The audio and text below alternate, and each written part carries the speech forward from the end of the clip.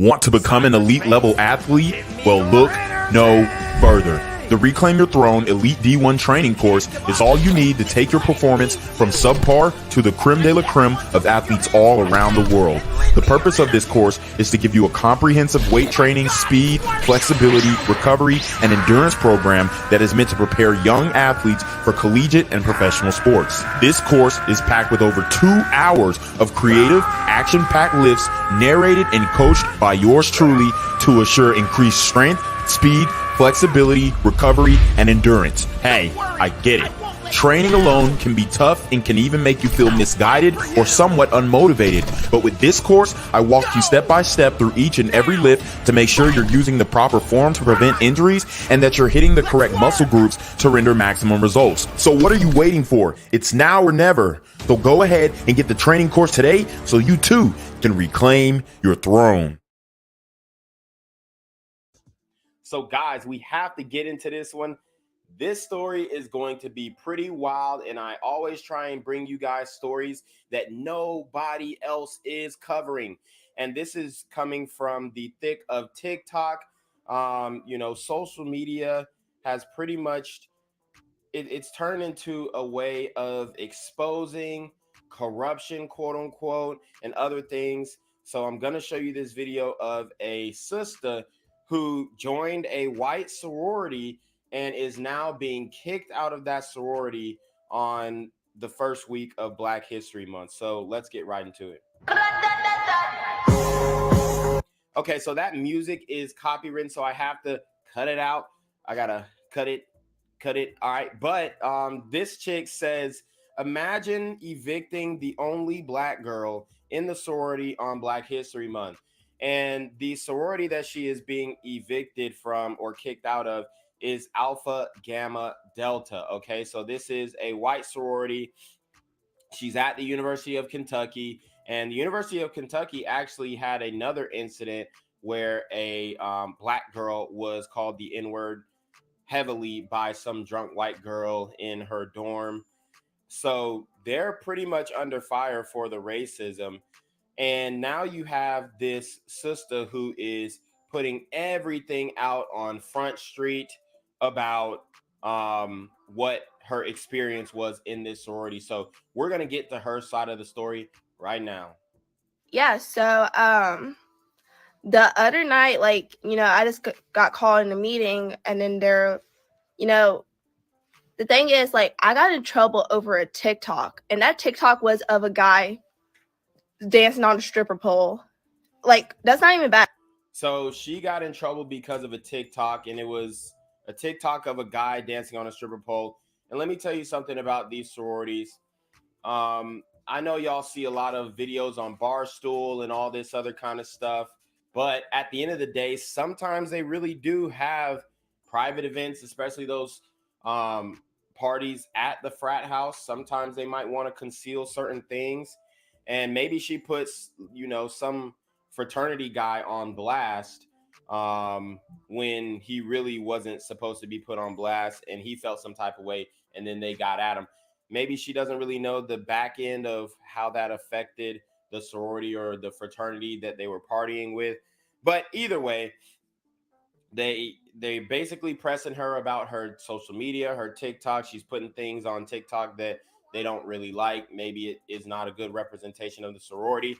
So I definitely understand that. But she is saying that she's being unfairly singled out because it's other girls that put way worse on their social media. So that's just, I just want you guys to kind of understand what's going on. Also, we're going to read this caption. It says, Part 1, why I'm being evicted. I got called into standards, and they're like, this is the 5th time you've been sent all 5 times about the stuff I post online. My freedom of speech was violated. And like I said, you do represent the sorority. So I don't know specifically what they had an issue with her posting, but it seems like she's not really telling us the full story. Part 2, the harassment and bullying I got from members plus receipts. Okay, so she's about to put out receipts. So let's listen up. I know some other girls in my chapter have done really awful things, yet they haven't been kicked out. So she said other girls in her chapter have done really awful things, but they haven't been kicked out. My thing is, was it put on social media? Was it filmed? What's going on here?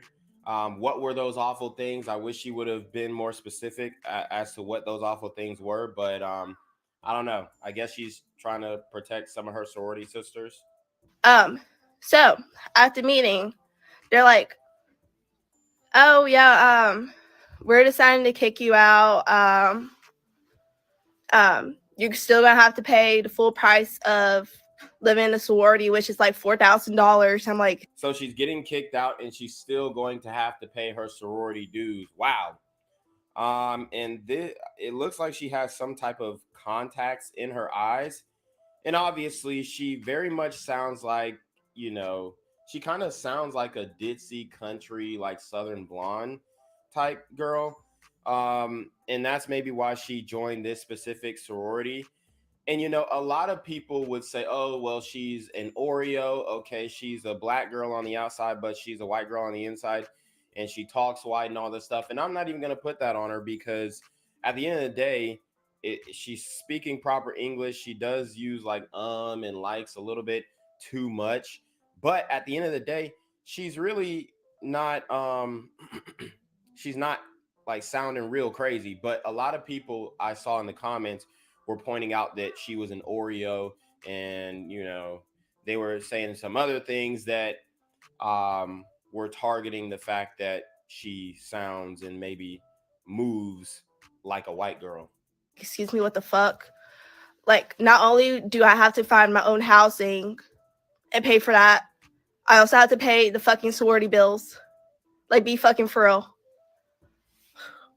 Anyways, so I mean, I'm really happy about the support I'm getting, because like I felt really lonely. Like, I had like 2 panic attacks last night, one during class. Like, I was nearly bawling during class. Like, like I had like water in my eyes and all that. Okay, so she's saying that she had a panic attack over being disrespected at the sorority house.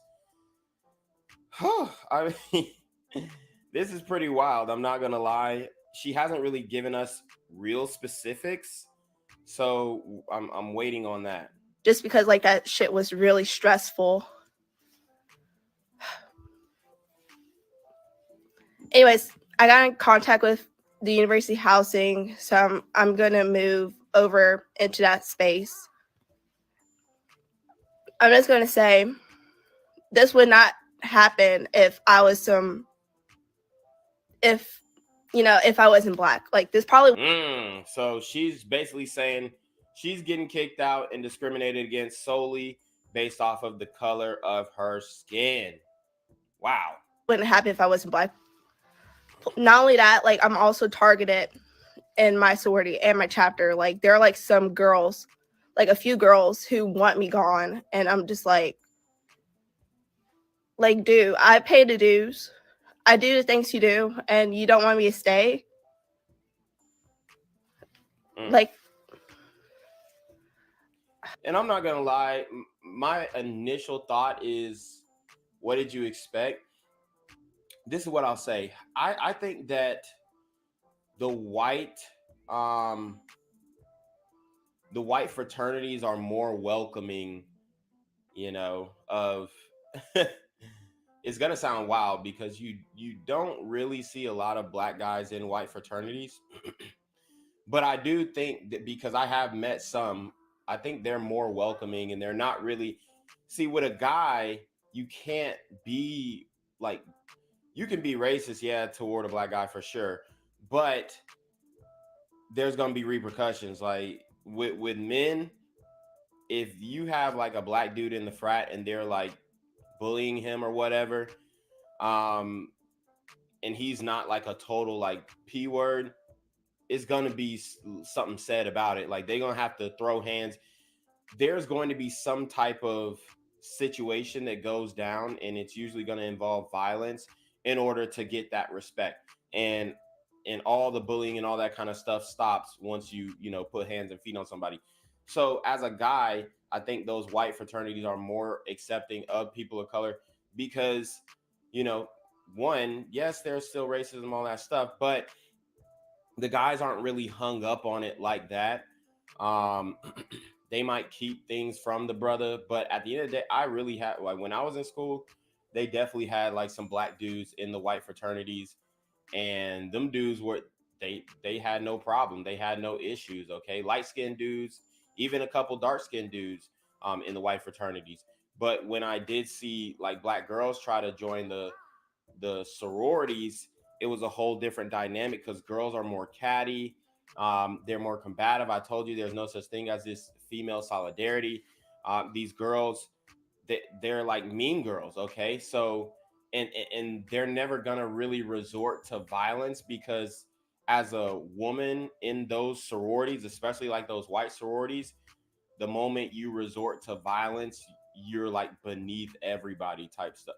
You know what I'm saying? I mean, and then they already have her kind of pegged as like beneath them as well due to their racism. So it's a very interesting dynamic, and I'm surprised they even allowed her to get in. And they probably brought her in to be like the token black girl, but she wasn't conforming or assimilating to the culture well enough, and then they immediately turned on her. So that's what I'm thinking is what happened.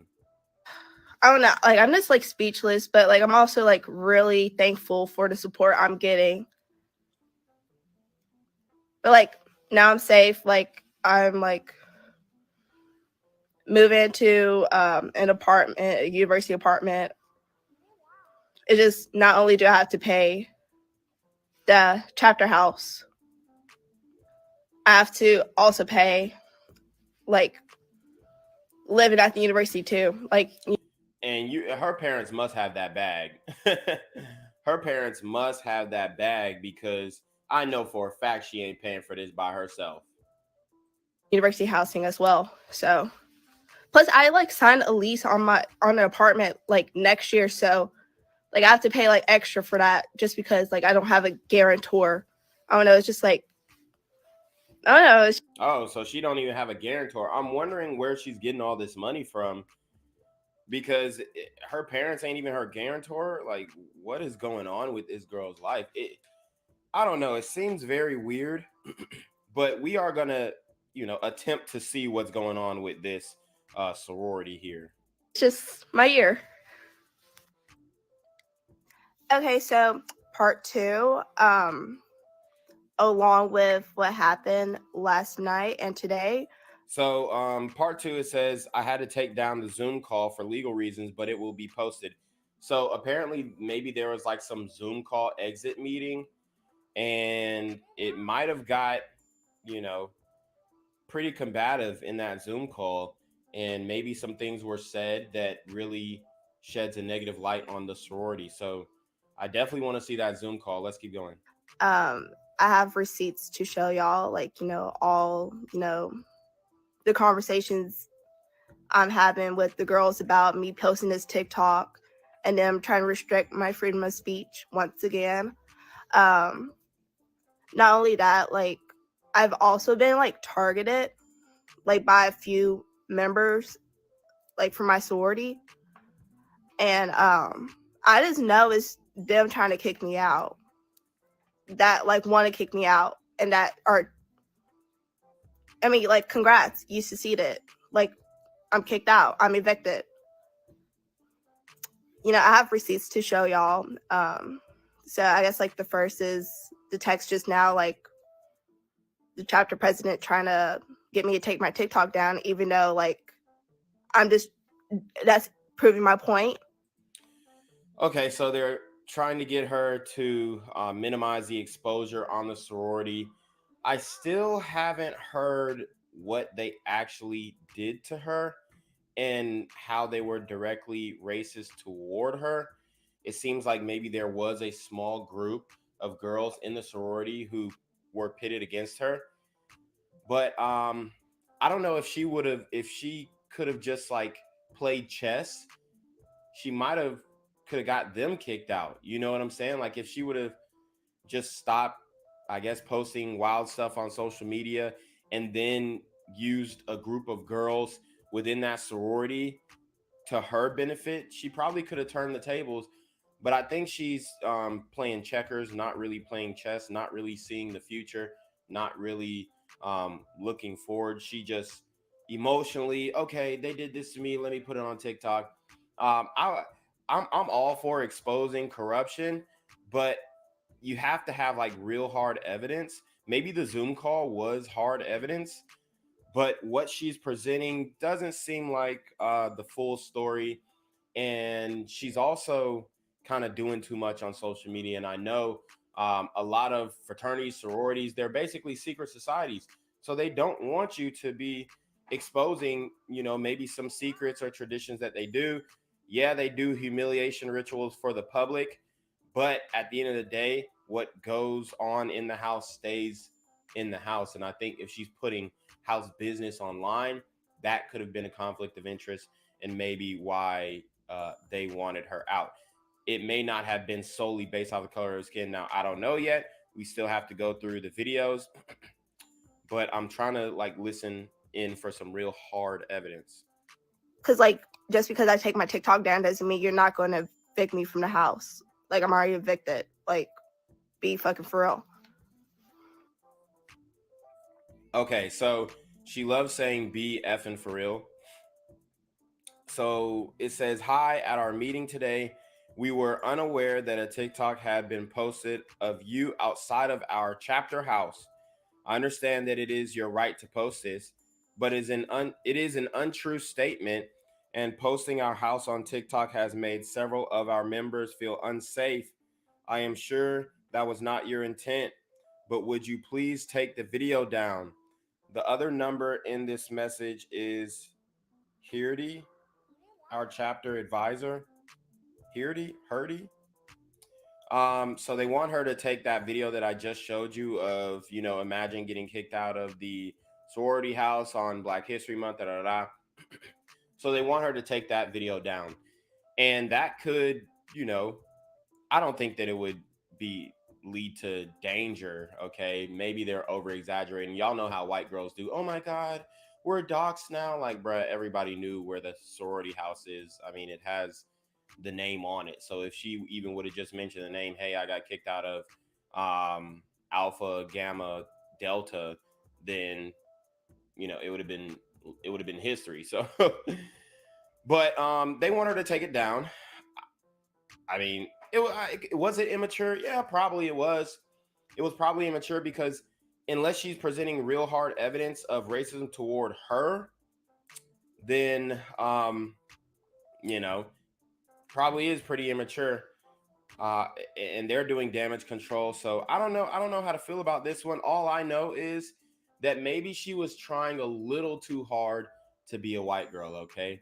Maybe she was trying a little too hard, and she thought that she was going to fit in, but she just didn't fit in. And she's going to have to find another group of friends, maybe, friends that have melanin and try and work it out with them rather than trying to be something that you're not. I understand that maybe she grew up around country white girls or, always wanted to be in this sorority.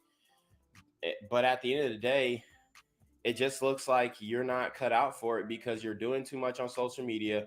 And then the moment you have a disagreement with the sorority, you're trying to expose them for quote unquote racism. It's just not a good look. And, them white girls are super dramatic. So, I mean, I think she's, I don't know if she can win this PR battle. Yes, she's winning on TikTok. She's getting a lot of views and exposure on TikTok. But unless she really presents some real evidence and then rides this home till the wheels fall off and becomes some type of activist, I don't know if she'll be able to win this PR battle. Okay, and here are like a few things like harassment that have been like sent to me and like said about me from other members from the sorority as well. They usually post on Yik Yak, and I know they're trying to cyberbully me. Okay, so just remember, so she's claiming they shot or cyberbullied her. they post on Yik Yak, and Yik Yak is like some anonymous. It's like an anonymous chat for college students mainly. We used to use the Yik Yak on UGA campus, and there was a lot of things that went on Yik Yak. You know, racist jokes against all races. It wasn't just about black people. It wasn't just about Asians. It wasn't just about white people. It was about pretty much everybody. It was just like a forum where you could pretty much say what you want. And then I think there was some guy who like threatened to, you know, shoot up the classroom on Yik Yak, and then that pretty much. I don't remember exactly what they did, but they really started monitoring Yik Yak a lot more closely. So Yik Yak is, you guys get it. It's anonymous, like chat board or something like that. Um, and it looks like they were, you know, cyberbullying her. I'm not sure what she meant by that. If she has screenshots, I would love to see them. But let's keep listening and hear her out. But that's not going to work because, you know, I always take pictures. Like, that's the thing. Like, you know, that's evidence. Like, you're not hiding anything once you post that. Okay, so it says sweet to the very and I'm into her either way. Okay, I can't really tell what that says. It says don't send Star Watts numbers if she hook up with one of your brothers and he doesn't date her, she'll report your frat. Okay, so they're basically saying don't send the black girl, I think that's her name. They're saying don't send the black girl your number. If she hookups with one of the frat brothers and he doesn't date her, she'll report your frat. So I wouldn't even say that's exclusive to just the black girl. Women do that, period, in general. I remember one of my homeboys, he was dating this white girl. Well, he wasn't dating her, he was just smashing her. And this girl had the nerve to leave a Yelp review on like, or it wasn't a Yelp review, but it was basically some app where you could rate people who you dated. And she left this whole review on this app about him. And it was just like so extra. And she was just like, oh, don't date him. Da da da. Yes, he has good D, but he'll never commit and all this kind of stuff. So it was just funny to you know, see that they're basically trying to cock block her. That's what it seems like to me. But this is not just her. This is a lot of women who do this. When they get, women don't take rejection well. So when they get rejected, they basically spiral and they try and do whatever they can to get back at you. So maybe they're implying that she would do that. Okay. Star Watts is the mustiest bee I've ever met. Wow. So they're saying she don't smell good. Maybe she is musty. I don't know. Okay. She really could be musty. I'm not going to lie. The way she talks, it kind of talks like she kind of, you know, is a mouth breather. You know, I'm not going to lie. She kind of speaks like a mouth breather, but I don't see how that's necessarily racist. Yes, maybe it is, I guess, considered cyberbullying for sure. But I don't see how, you know, the race comes into it. But let's keep going.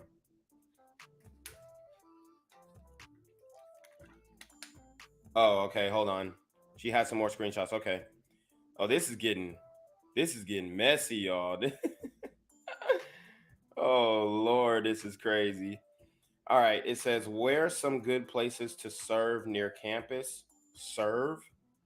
Maybe some illicit drug usage. Star Watts has nothing better to do than spread diseases and report frats because her musty STD riddled behind is not wanted. So it looks like she joined the sorority. Okay, so now it's all starting to come together. It sounds like she might have joined the white sorority in order to deal with white men. Okay. And she started sleeping around with these guys and made a name for herself. I don't know if she has STDs, but it definitely seems like there are some girls who are hating on her. Okay. And everybody gets haters. I get haters, okay? I get haters. So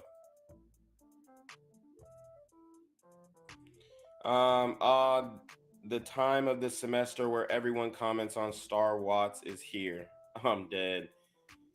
I mean, this is very anonymous. It could just be one or two people. Want to become an elite level athlete? Well, look no further. The Reclaim Your Throne Elite D1 training course is all you need to take your performance from subpar to the creme de la creme of athletes all around the world. The purpose of this course is to give you a comprehensive weight training, speed, flexibility, recovery, and endurance program that is meant to prepare young athletes for collegiate and professional sports. This course is packed with over 2 hours of creative, action-packed lifts narrated and coached by yours truly to assure increased strength, speed, flexibility, recovery, and endurance. Hey, I get it. Training alone can be tough and can even make you feel misguided or somewhat unmotivated. But with this course, I walk you step by step through each and every lift to make sure you're using the proper form to prevent injuries and that you're hitting the correct muscle groups to render maximum results. So what are you waiting for? It's now or never. So go ahead and get the training course today so you too can reclaim your throne. Yo, what's good? I don't know why my camera is not hooked up. Hold on, give me 1 second, y'all. Give me 1 second. Let me see. Hold on, I'm gonna leave and then come back.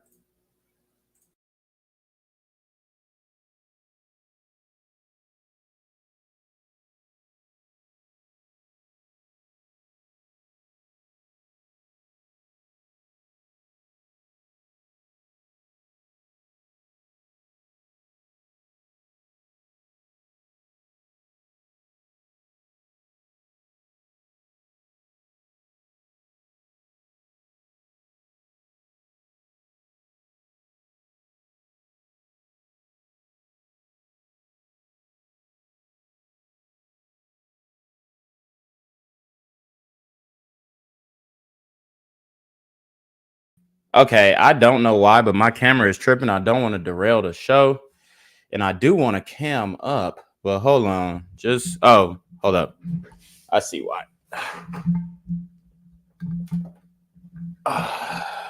That should do it. All right, hold up.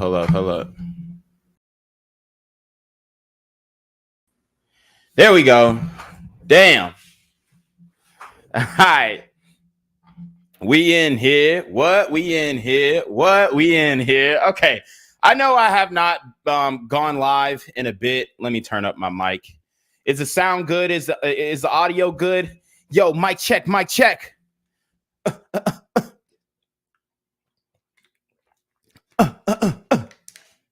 All right, we good. We live.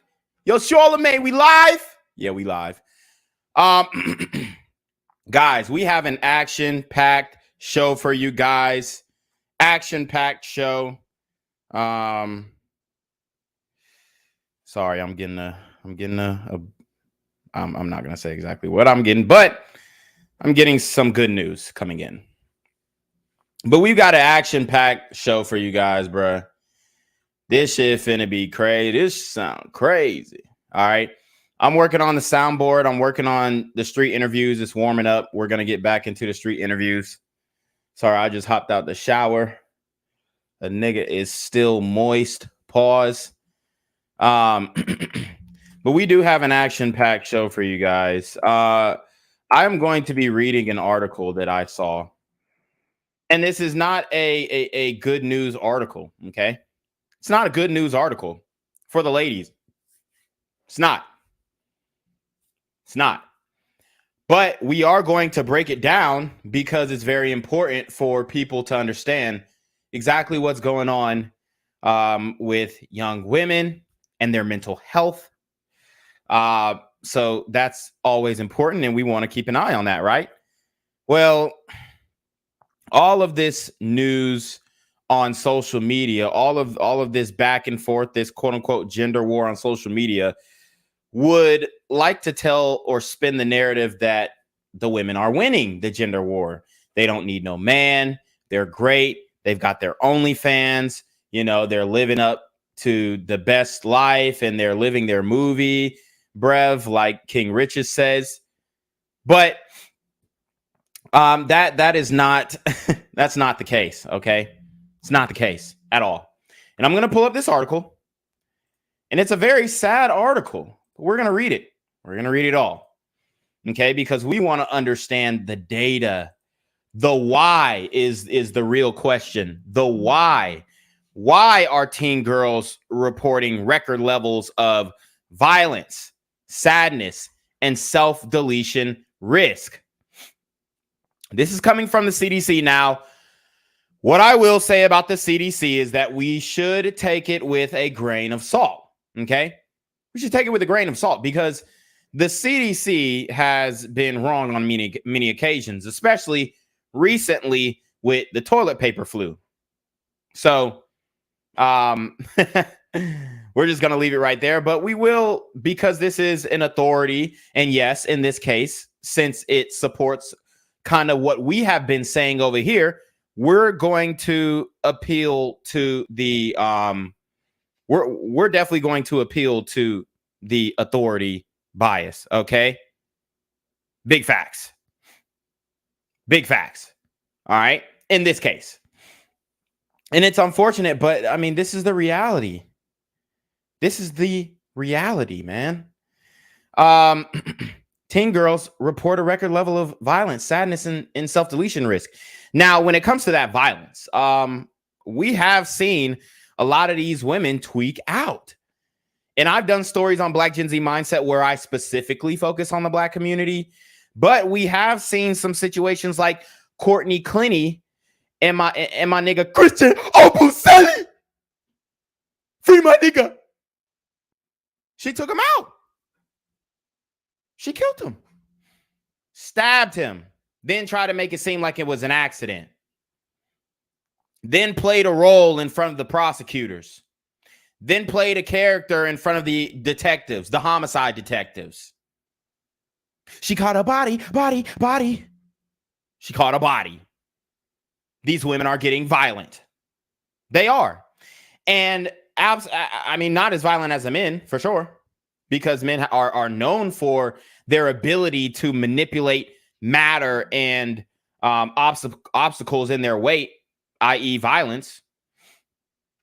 But the fact that the women are getting more violent shows that the women are taking on more masculine traits. And that's where we come to. That's the conclusion that we come to without even reading the article, just looking at the headline. That is the conclusion that we come to.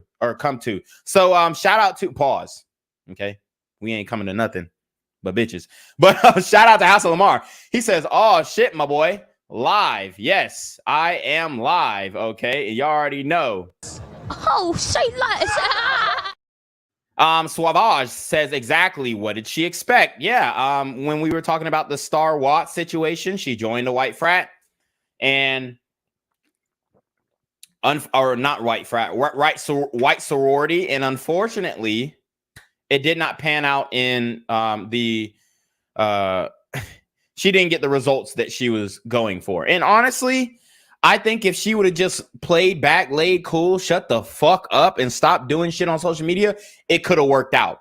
Because and this is a little bit off topic, but this also is on topic because Star Watts is technically a young woman, a quote unquote teen girl. And I'm sure her getting kicked out of, what was it, Kappa Phi Gamma or something like that. Her getting kicked out of that white sorority was, I don't like the overuse of the word traumatic, but I'm sure that she would say that was a traumatic situation for her. I know that trauma isn't necessarily associated to violence all the times, but I definitely think that trauma is a very strong word and needs to be used correctly, not just for you to say, oh, I suffered trauma from, my last relationship when my boyfriend, didn't lift the seat up on the toilet. Like I'm tired of this diminishing of very serious words, okay, like misogyny, like misandry, like I hate men, or all this rhetoric that's coming from the other side. It's coming from the other side now. Okay. But yeah, I mean, Star Watts, what did you expect, love? Okay, what did you expect? You joined a white sorority. You was doing too much on the talk. You was doing too much on the gram, and they had to get you the fuck up out of there. I mean, that's really what it was. That's really what it comes down to. Okay. Kay Kells says, "Why are you joining a white sorority anyway?" Yes, I mean, and this I don't want to come down too hard on Star Watts because white sororities can take you far, especially since she was a swirler, as we found out in the TikTok or the Yik Yak messages. Excuse me, she is a swirler. She is a swirler, so she was swirling, looking for white men because that is her preference. That's her preference, and it's fine. It's okay, but there was jealousy, maybe, okay, because she was probably giving it up easier. You know what I'm saying? According to the Yik Yaks. Now, I don't know if this was true. I don't know how many guys she slept with. I don't know if she was reporting these guys after the fact. But I know at these frat and sorority parties, a lot of alcohol, a lot of things go on. That's just the reality. Based Muslim says the younger generation already was corrupted by the older. He also says she a Brad whisperer. Yes, she is a Brad whisperer. So with that being said, let's get into the topic at hand. All right. We have an article written by Adriana Rodriguez. Okay. And Adriana is a bilingual health reporter who covers patient safety and other health news for USA Today. Before that, she was a News Now reporter covering breaking and trending news. I'm a Northwestern University alum from the Meadle School of Journalism, Media, and Integrated Marketing Communication. So shout out to Adriana Rodriguez. It looks like her career is flourishing. And, you know, although she is most likely a leftist reporter, we do have to show respect for the hustle. We do have to show respect for the grind. You know, if she's not using ChatGPT to write up these articles, then I respect it. Unless we find serious grammatical errors. Then I'm gonna feel some type of way.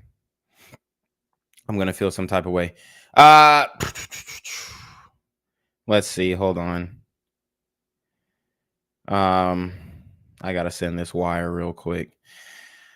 But anyways, let's get into the article. If you or someone you know needs mental health support, contact the National Self-Deletion and Crisis Lifeline by dialing 988. Okay, so and after this article, we're going to get into, you know, maybe why this is occurring with young women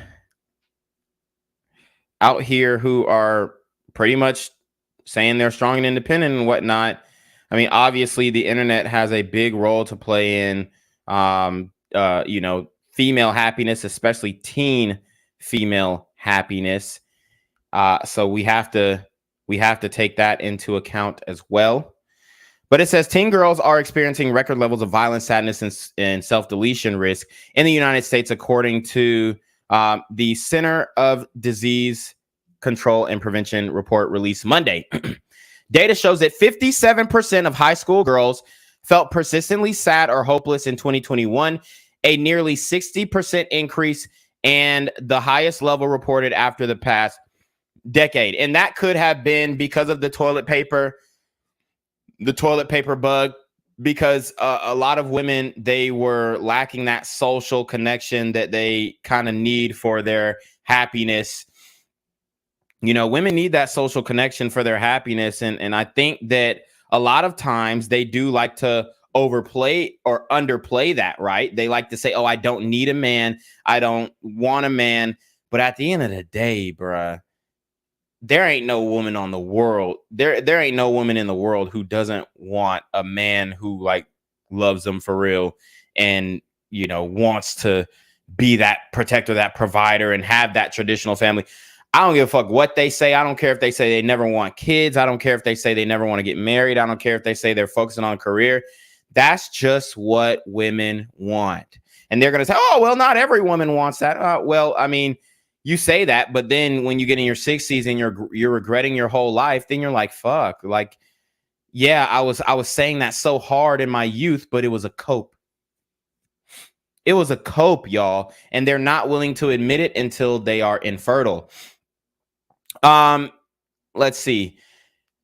So you have the 60% increase and the highest level reported over the past decade. In comparison, 29% of boys the same age reported the same feelings. Okay. So you have 50% of the women or the high school girls were feeling persistently sad or hopeless in 2021. And then 29% of the boys the same age reported that same feeling. Now stop.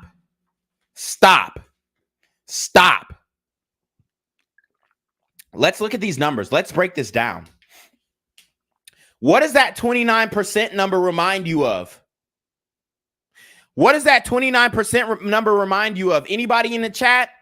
Can anybody in the chat tell me what that 29% reminds you of? That 29% number. Come on. Come on. Okay. Shout out to my nigga GQ. Come on. What does that 29% number reflect in other data that we have? Okay. In other data that we've analyzed about the current dating market, especially with young men, specifically Gen Zers. Yep. That's right. That's right.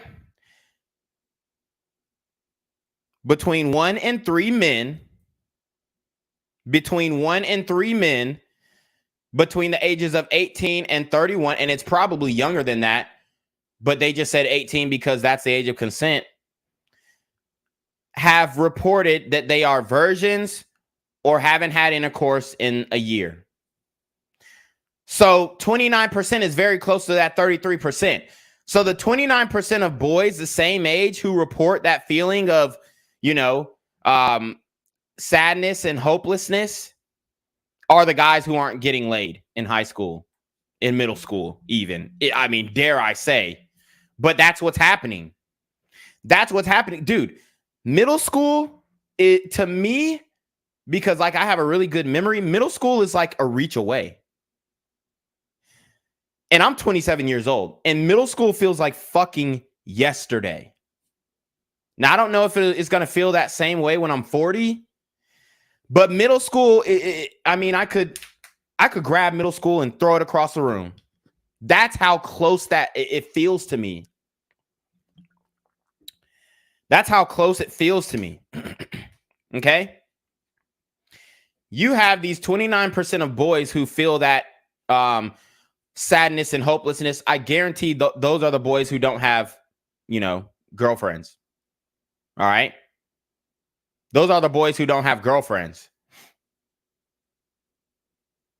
And then those 57% of high school girls who felt persistently sad or hopeless, how much you want to bet they're dealing with the top 5% of men in that high school, top 10% of men in that high school, the Malcolms, the massively attractive, lucrative, communicative, operational, likable men.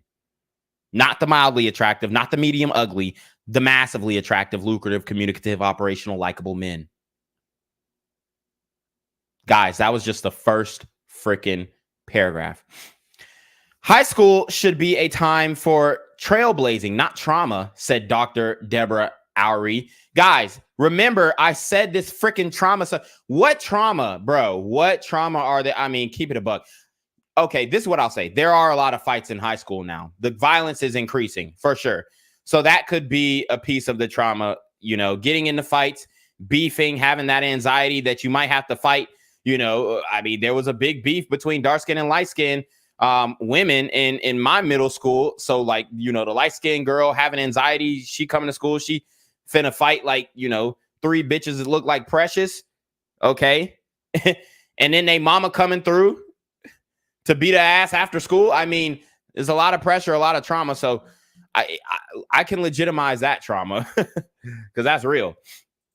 The agency's chief medical officer and deputy director for program and science, that's Deborah Oury. These data show our kids need far more support to cope, hope, and thrive. The CDC's Youth Risk Behavior Survey also found 30% of girls seriously considered attempting self-deletion, a nearly 60% increase from a decade ago. So 10 years ago, that number was pretty much inexistent. Okay? That number was inexistent. But now you have a 60% increase. And why is that? Why is that? Are we blaming it on feminism? Is that what we're doing? I think it's deeper than that. I think it's deeper than that, y'all. I can't just solely say, hey, the ism, you know? It's a factor. God damn, I'm sweating like a preacher. Woo! It's a factor. But I can't solely say that that's the issue. I'm going to have to turn my AC on in a second, boy. It's hot. 18% experience intercoursal violence in the past year. A 20% increase since 2017. Okay, now, this number, like I said, I'm going to have to see the data. But this 18% experiencing intercoursal violence is a 20% increase since 2017. I'm trying to figure out what they consider intercoursal violence. Because if that means grape, then they're saying 1 in 5 women are being raped in high school. And that is not the fucking truth. That's not the truth at all. And I'll stand on that. And I'll stand on that. Okay? I mean, I can't get behind that number. All right? And this is the CDC. Like I said, we're taking it with a grain of salt. So these are approximations in my book. But if this is true, that is a 20% increase since 2017. 14% had been forced to have intercourse, a 27% increase in 2009. Okay, now they're reaching like a motherfucker. So they're basically saying men are assaulting women more, and that's why so they're blaming it on men. That's some bullshit. That's some bullshit. Okay? They're trying to say 1.5 and 10 women had been forced to have intercourse. What? Nah, bruh. Dude, I'm going to tell you right now, in high school, ain't nobody forcing these hoes to fuck. Respectfully. At least when I was there. And I know it's even more pronounced. It's even more pronounced. Nobody is forcing these hoes to fuck. I'm going to tell you that right now. Distant Light says, we know social media plays a huge part of it, but these companies that own it don't want to do too much about it because it would cut into their business models, in my opinion. Facts. AI Captain says, dope jersey. Thank you. It is a D-Wade jersey, even though we're not big on D-Wade. But I ain't gonna lie, the jersey goes hard. Distant Lights says, and this pandemic has been rough on a lot of people in some aspects. Absolutely. I 100% agree. Regular Degula throws a dap. Regular Degula also says grape. He also says that's cap, but they do call everything grape today. Yeah, that's facts. Alpha Zo says, but women are the freest they ever been, and equality is the talk of the country. What happened? Exactly. I really don't believe these numbers. The 18% experience intercoursal violence in the past year, and then the 14% had been forced to have intercourse. That's bullshit. Who are they being forced by? High school boys? Oh, no, they're not. See, this is the bullshit because, like I said before, when we were in school, the elementary school bitches was fucking with the middle school niggas. The middle school bitches was fucking with the high school niggas. The high school bitches was fucking with the college niggas. The college bitches, the undergrad bitches was fucking with the, the post grad, the guys who are, getting their masters, their doctorate. All right. And then the women who go out in the real world, well, we know what they doing. Okay. Alphazo says sexually free, not stigma to do drugs. Women, the most college educated for BS degrees, acting like an competing with men. I don't need a man mentality. Also, vaping. Now, I'm not saying that. Well, I mean, you probably could link that to like the vaping is a cope. The vaping is like a nasty habit that a lot of the chicks pick up, right? Because if you ain't vaping medicinal, then I don't know what the fuck you doing. If you vaping that like nicotine tobacco shit or whatever, the jewel pod shit, I don't know what the fuck you doing.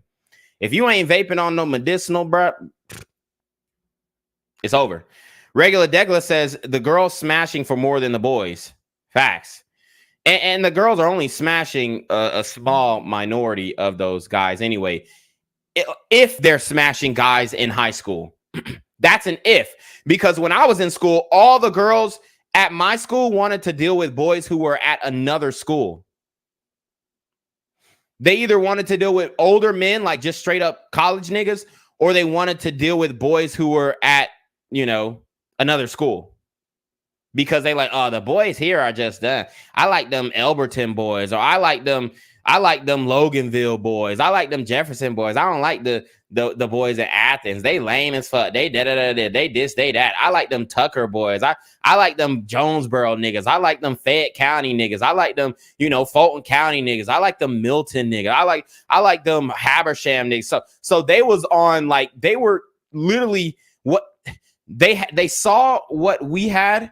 And then they just completely about-faced. Not all of them, obviously. And I'm not talking about myself per se, but I'm talking about in general, okay? Because, I grew up in a house with 3 girls, 3 sisters. They all, well, 2 of them were cheerleaders, and then they all played basketball as well. So I was around a lot of, high school girls and whatnot. We used to have sleepovers at the crib. They used to come over. Sometimes a nigga would fuck. Like it was, we was lit. I had a great time in high school, but I do know guys who struggled in high school. And I do know that there were plenty of good guys at my high school who, got looked over and they, were not able to secure any type of sexual interaction, for whatever reason, but they were good guys. But the women, the girls, the high school girls, they were looking right over those guys and going to, the Jonesboro niggas or the Fayetteville niggas or the, what's that other one? It's Fayette. Oh, Morrow, the Morrow niggas or them Tucker niggas or, these are counties in Georgia that, we were rival schools of ours, if you will. So, I mean, these were the guys that they were looking at, man. They wanted guys from other schools more than they wanted the guys in their own backyard. And it's almost like you have everything you need, but you still want more type of thing. And that's the hypergamous nature going to work in the high schools. And like I said, if y'all think that middle school to me is a reach away, bro, imagine, bro, high school, nigga, I could tell you everything that I said literally in high school, like anything that I said.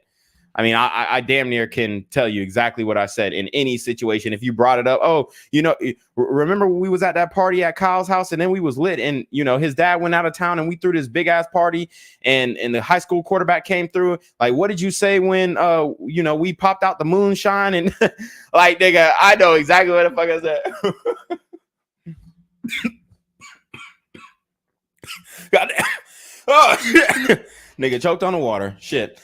All right, we're gonna keep going through this article. Let's see, and also, I would say that those numbers are probably inflated by women who are retroactively withdrawing consent. Women who are retroactively withdrawing consent. Remember that. Remember, I said this all the time. There are women out here, who retroactively withdraw consent. Look at the boys from Ohio State. Huh? Look at the boys from Ohio State. Huh? All right. Them boys got accused of rape and they didn't even do that shit, bro. They were acquitted, lost their careers. Now they're in their mid-20s. Years of their career gone. you know, off of the baseless claims of, unfortunately, a white woman. Okay.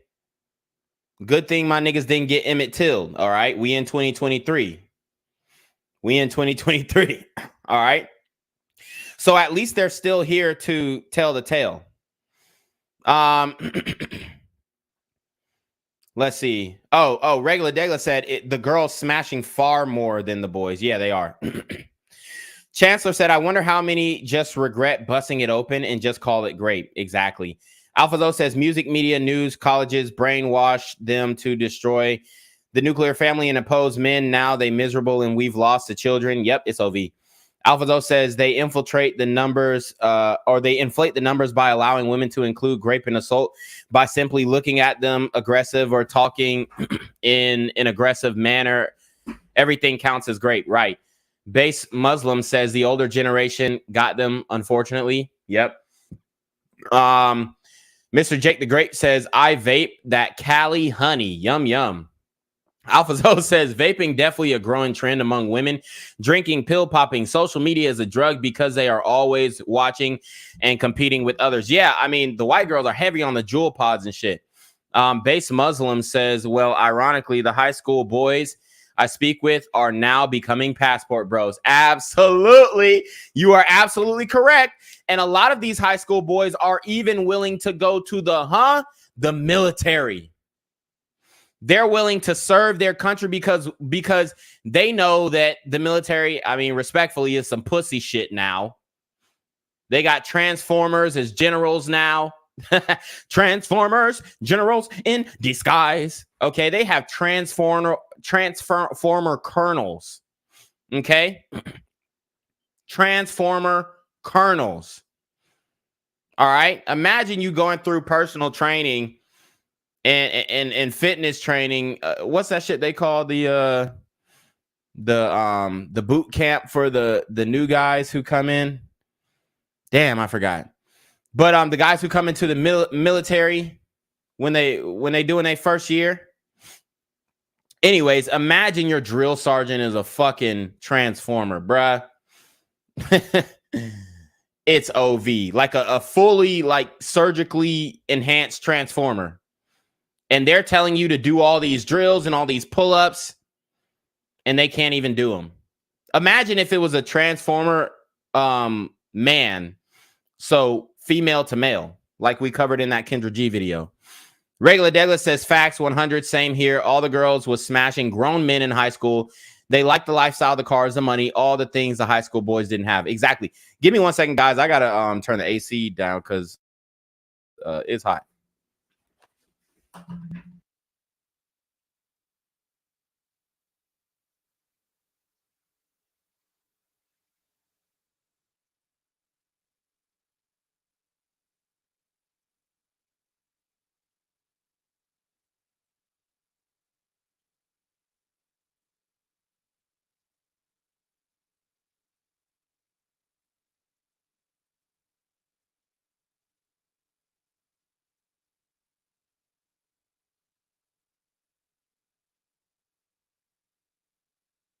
All right, we back, boys. AlphaZo says women have an unhealthy addiction to drugs, vape, and drinking because they get it for free most of the time, so they can't control themselves, and it almost always leads to promiscuity. Yeah, that is facts. You know, just the sheer amount of alcohol they have access to is crippling. Base Muslim says a lot of women are on meds. Yes. I think 1 in 4 women above the age of 45, single and childless, are on antidepressants. Noel D says the reckless behavior they practice always catches up to these women in the long run. Yes. Base Muslim says one such woman is on meds because she was too lazy to go to the gym and got gastro bypass surgery. Wow. He says, yet she's still pushing like 200. Damn. AlphaZo says until they hit 30 to 40 years old and start calling men creepers and grooming a like Nia Long and Bad Baby. Yeah, exactly, guys. Remember, I did the video on Nia Long. Go check out that live, bro. I broke it all the way down. Alphazo says the men weren't gross when they were finessing money and resources out of them. They were in their prime, but once they hit the wall, they start playing victim. Facts. And the reason why these high school girls subconsciously are dating these older men, because they know that they are on a ticking time clock. They know that, yo, okay, men find me attractive now. I need to hurry up. I need to hurry up and take advantage of this. I mean, I ain't even gonna cap, bro. Like, you know, my stepsister, bro, she literally had like double D's in damn near 5th grade. Like, it was ridiculous, bro. So she started to get attention from grown ass niggas. Like, bro, I ain't gonna lie. She was dating, man. I mean, she was dating up. That's all I'll say. She was dating up. Okay. And not like significantly, but the fact that like a middle schooler is dating a nigga who's in 10th grade, like she in 6th grade dating a 10th grader. I'm like, damn. Like, nigga, I wish I could get a 10th grader in 6th grade, motherfucker. Like, hoes was still calling a nigga cute. Oh, he's so cute. He's so pretty. Base Muslim says it is. You're right. The military is trash. Yes. PT. Yes. PT. Basic training. Yes. Regular Degla says, yeah, basic training. Distant Light says, imagine having to keep a straight face, getting chewed out by a transformer drill sergeant, dude. Man, I'll be so disrespectful. I ain't even gonna lie. Distant Light says, rainbow colored hair man calling you a maggot. Oh my God, dude, it's crazy. Chancellor says, Decepticons as drill sergeants. I identify as Megatron. Right. Alphazo says they are about to ban pronouns in the military. Can't say ma'am or sir anymore. Alphazo says where I'm from, middle schoolers and high schoolers were banging grown men 21 plus. Yeah, I mean, South Florida is on and popping that bread. I mean, these women they're on social media. They're on social media, and their crush, their celebrity crush, is like 10 years older than them. Okay. And the difference between men having a celebrity crush who's 10 years older than them, because shit, when I was in high school, middle schools, yeah, Megan Good, you know, Kelly Rowland, Gabrielle Union, before I found out she was batshit crazy. You know what I'm saying? Like Nia Long, obviously. I wasn't so big on Jada Pinkett. I never was really big on Jada Pinkett. But Mariah Carey, I mean, obviously, the difference between the men and the women is like, yeah, we would have those fantasies, but guess what we'll have to do? We'll have to go to fucking Pornhub or X videos and then find some nigga who's good at Photoshop who can, like, you know, Photoshop Mariah Carey's face on some fucking famous porn star's body. That's what men had to do. What did the women do? They just open up their phones, Instagram DMs, and they're with them niggas. 13, 14, 15. I ain't making this shit up. I'm not making this shit up. Yep. Distant Light says Megan Fox, Hillary Duff. Yep. And I seen this Photoshop picture of Hillary Duff with a big old ass. I was like, God dang. And trust me, guys, we're going to get to the men too. We're going to talk about the men, you know, because they always like, oh, what about the men though? The men aren't doing their jobs either. Hold on. We're going to talk about the men, guys. We are going to talk about the men. Let me just find that video. Okay, I got it. But we're going to talk about the men. Don't worry. Fair, because every time you say something about women, you have to say something about the men. Well, the men aren't stepping up, right? So you've got to do that. You got to do it. All right. Let's get back into the data. Majority of LGBT plus students surveyed reported sadness and hopelessness. Okay. And I mean, duh, we pretty much know why, but they're still pushing this agenda. They're still pushing the agenda, even though the majority of LGBT students surveyed reported sadness and hopelessness. The majority. So it's not, you know, like, I mean, with the women, 57% is pretty much the majority as well. But the boys, that just goes to show that men are happier than women. Men are happier than women. Why? Because we're content with our life. Fuck, my life's shitty, but hey, it is what it is. My life sucks. Fuck it. What can you do? You're dealt the cards, right? We deal with it. And men deal with it at a young age. Men deal with it at a very young age. Okay. We deal with it at a very young age. Damn, I'm not tall enough to fuck this bitch. Fuck. Shit. All right. Chalk it up to the game. Right? We deal with it at a very young age. Majority of LGBTQ plus students surveyed reported sadness and hopelessness.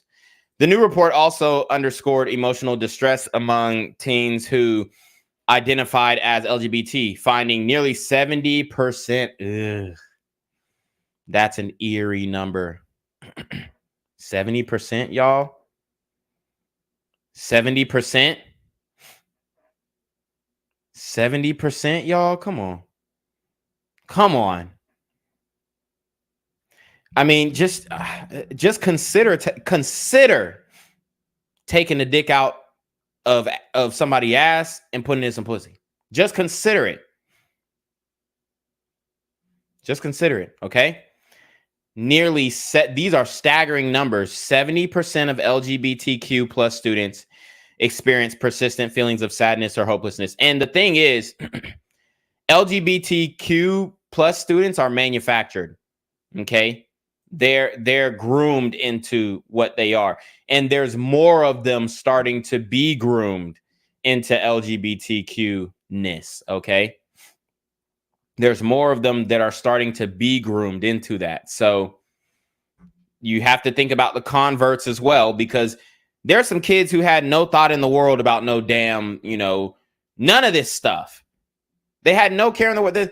And then boom, now it's in the curriculum, and now they have to seriously consider at a young age, damn, one of my friends, I think he looks better than me. So does that make me gay?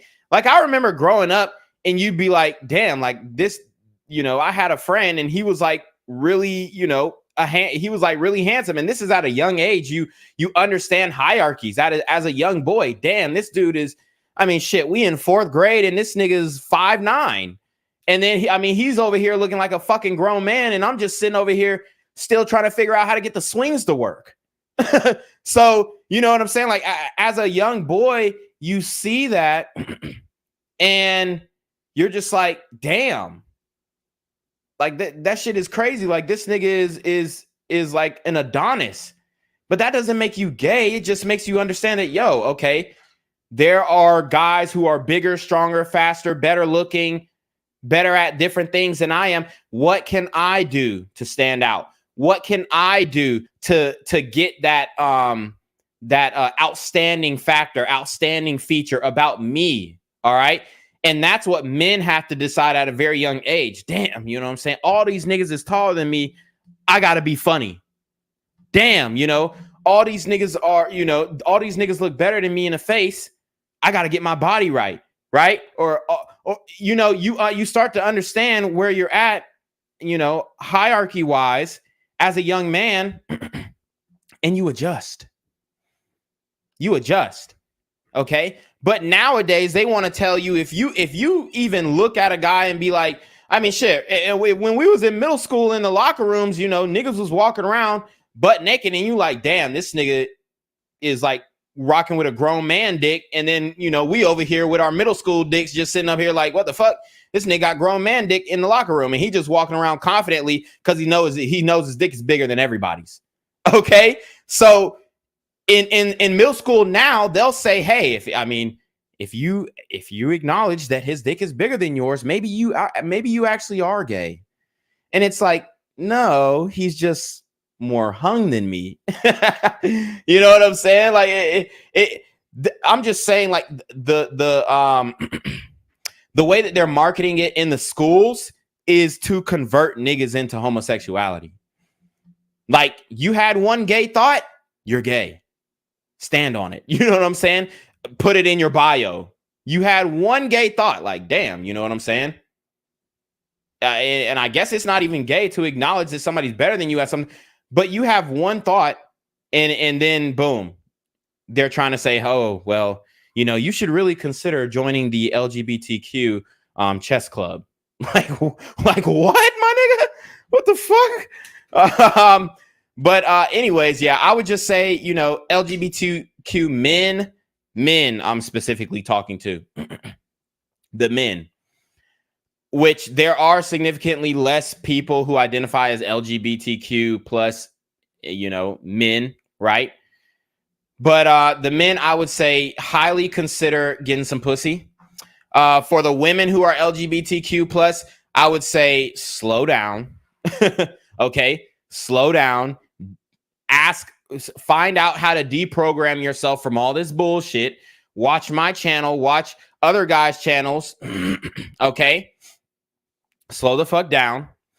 Do not do anything drastic. Don't get any tattoos. Don't get any piercings. Because, bro, I have seen some women, like, there's this libs of TikTok, Twitter, I'm sure you guys are all aware. And it'll be like transformation. It'll be like a transformation Tuesday or something like that. And they'll just post picture after picture after picture of young women who, were young, pretty girls at first. And then they just one day wake up and now they're trans and they've got fucking piercings all through their lips. And you know what I'm saying? It's just completely insane, the transformation that a lot of these young girls go through. All right. It's completely insane. So let's see.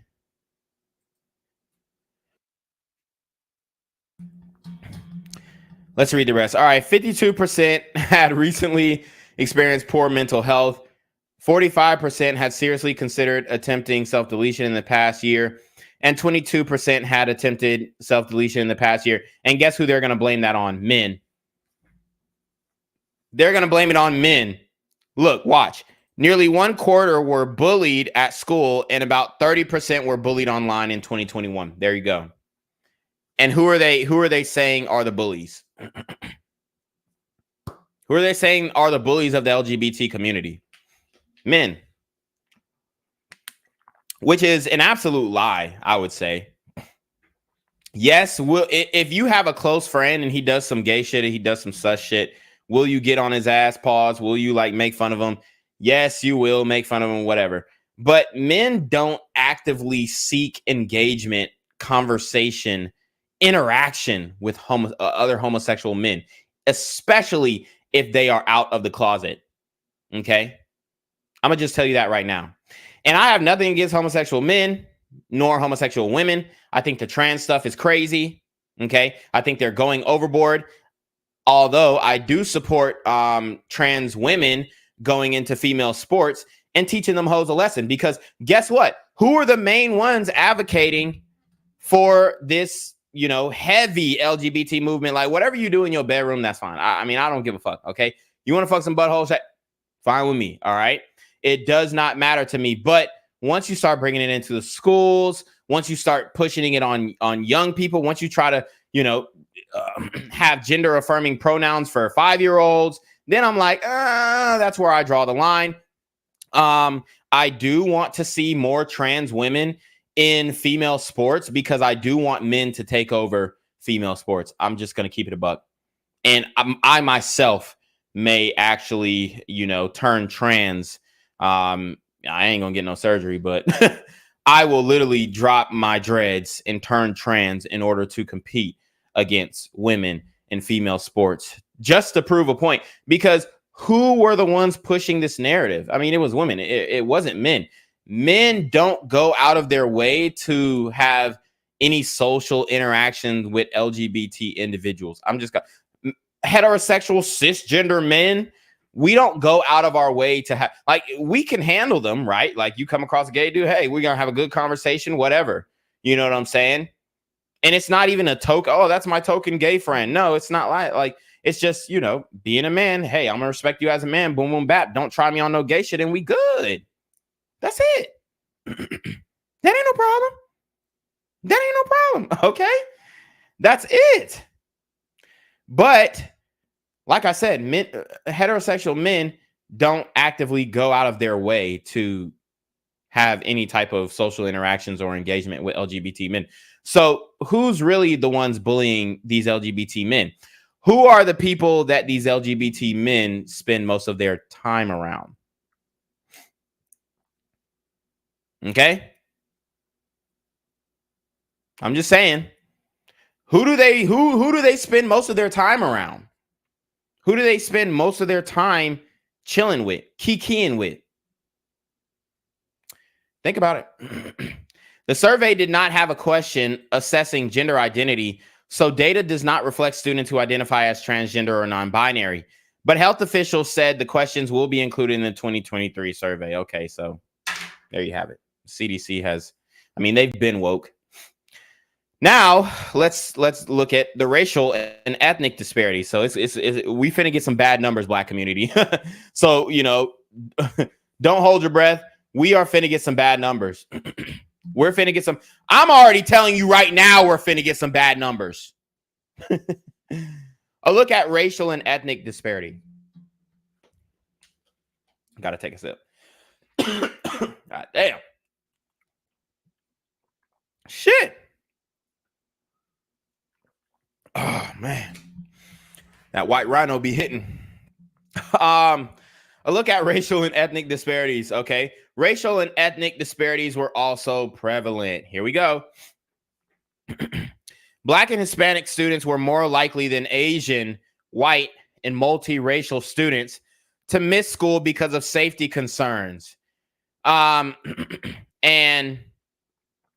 I'm just gonna keep it a buck. A lot of these students, these Black and Hispanic students, are truants. Okay, they skip class, they don't go to school, they're derelicts, they don't attend, they're tardy, they're absent. I mean, dude, I went to all Black and Hispanic school. The school that I graduated from was majority Black and Hispanic. And I got respect for, my Latina brothers and whatnot, but let's keep it a buck. Y'all niggas be skipping class like a motherfucker. They be skipping class like a motherfucker. And they be the ones that's smoking weed in the bathroom. I mean, Black kids smoke weed in the bathroom too. But, the Hispanic kids, they were literally notoriously known for smoking weed in the bathroom. And the reason why they didn't like school so much and they didn't attend school so much, in my opinion, is because, for one, obviously there was a lot of single motherhood with the Black and Hispanic community. But we're specifically talking about the Hispanic community right now. I would say that one of the main reasons why Hispanics were not attending school was because they were biracial and their first language was Spanish, and a lot of them had come over here in middle school, early high school. A lot of them were put in slow classes. Okay, no, and this is no disrespect. I'm not calling y'all slow. I'm saying the school system is fucked up. Okay, and if y'all want to know more about the school system and social workers and all that kind of stuff, y'all can talk to Dr. Umar about that shit. But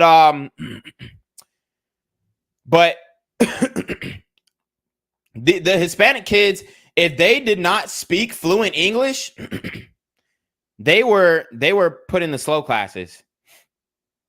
They were put in the slow classes. Okay,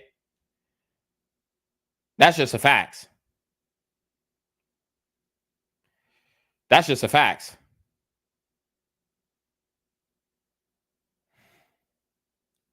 So they were put in the slow classes, bro. I mean, I'm not trying to say that they are slow, but the reason why they didn't come to school is because shit. I mean, I would be very discouraged from coming to school too if I was like, in my mind, I know I'm not like stupid and I know I'm not like retarded. That's what we used to say back in the day, like the retarded niggas. But like, in my mind, I know for a fact, and I'm thinking as a Hispanic man, I'm damn near bilingual. My English isn't that good. By the time I'm a junior or senior, I'm gonna have it down packed. Okay, I know how to do math. I know how to, I know social studies. I can read it if it's in Spanish fluently. It's gonna take me a minute in English, but I can read it if it's in Spanish. And then, I also I'm good at science. I'm good at all these different classes, but I struggle with English. I struggle with my second language. So immediately they're like, oh, well, he can't speak English that well. Put him in the retarded class. Guys, I don't know. Where are my Hispanic homies? Where are my essays out here? Where are my hombres out here? Bro, tell me if I'm lying. A lot of the Hispanic kids were put in the retarded classes. A lot of them were put in the slow classes. A lot of the Hispanic kids were literally riding the slow bus. The short bus. Y'all remember that short bus, shawty, short bus, shawty, short bus, shawty. A lot of the Hispanic kids were put in the slow classes dealing with, and no disrespect, but they was like dealing with niggas who was like they were really like they were dealing with niggas who they were in class with those niggas who were drooling on themselves in class, like niggas who were bound to a wheelchair for the rest of their life, like niggas who were Stephen Hawking out, but they didn't have any type of intelligence that Stephen Hawking did, like niggas who were in the wheelchair, but they're completely brain dead. No brain activity. And the Hispanic kids were put in those classes just because they couldn't speak English. That's fucked up. That was fucked up. And that, see, Mr. Jake the Great says correct, can confirm. Exactly. This is public school. And a lot of niggas like to say, oh, well, Jen Quavius, you ain't never been around no black kids or Reclaim. You ain't never, dude. The high school I graduated from was majority black and Hispanic, and I can tell you for a fact that the Hispanic kids were considered retarded. Like literally, like all the black kids made fun. Like we used to have race fights in the cafeteria, bruh, over who was. I mean, it would start off as, oh, who's smarter, because you know they, like I said, black kids in schools are eternally ruthless. So there's going to be jokes, I mean, going on and on and on. Joning, fights in the cafeteria. I'm just keeping it a buck, bro. I'm just keeping it a buck. And I loved high school. I loved every moment of it. I love like cheering on the fights. I love, you know, oh, go, go. I love filming the fights. You know, I know that it's wrong now, but in the moment when I was in high school, I was like, hell yeah, fuck them up. Dude, I used to see so many fights. Dude, one time I was in computer class, and I know I'm going on a tangent, but basically my point was the reason why a lot of Hispanics are derelicts and they don't go to class and they don't go to school was because, yes, they do. A lot of them have ops too. You know, we had a high population of MS-13 and SIR-13, especially after Hurricane Katrina. Like them niggas were like middle school with face tattoos. Straight up. Middle school with face tattoos. I'm not even joking. You think I'm making this shit up? Middle school, face tattoos, knuckle tattoos, bodies. Dead ass. One time I had this, I ain't gonna put his name out there, but nigga, I was 11 going on 12. I was in the 7th grade. I was friends with this Hispanic nigga, and he was a fucking rat. He was a snitch. You know what I'm saying? But he literally told me that he caught a body when he was in New Orleans during Hurricane Katrina. Like he literally said he caught a body. And I was like, okay, like I ain't give a fuck. I was like, nigga, you ain't finna kill me, bitch ass nigga. And he ended up fucking telling on me because this teacher, I ain't gonna put his name out there, but this teacher had took up his Nintendo DS. And he wasn't as slick as me. He used to we used to both be playing Mario Kart in class, and then he got his shit taken up. And then, you know, I was like, yo, that's my homie. That's my hombre. That's my essay. That's my nigga, right? And I went and I stole the Nintendo DS. I stole the Nintendo DS from the teacher's desk, and I gave it back to him. And this motherfucker, bro, he got in trouble. He got taken to the principal's office and whatnot. And this motherfucker gonna tell the assistant principal, who was the disciplinarian. His name was Mr. Williams. He was a fucking badass. And, you know, he was a scary motherfucker. Big ass, like 6'4" dude, swole as shit, worked out every fucking day. I mean, this dude's scary. Black dude. And, you know, shout out to Mr. Williams, because, you know, that nigga, he a real nigga. Dude, this dude gonna tell Mr. Williams that I stole the Nintendo. And obviously Mr. Williams knew my dad. I got my ass whooped. But he was a fucking rat. And my point is that, you know, yes, black people are snitches too, for sure, as we can see in the YSL case. But Hispanics, like, they really they're taught not to tell on their own, even though they do. Okay. I'm not saying that they're not rats either, and they don't rat on their own, but I'm saying they're more likely to rat on a black dude. Same with well, in this day and age, honestly, I don't know, because nowadays the white boys, they might stand 100% 10 toes. If they really did if they really was like that, like the white boys might stand 10 toes and not rat at all, bro. I'm not even gonna lie.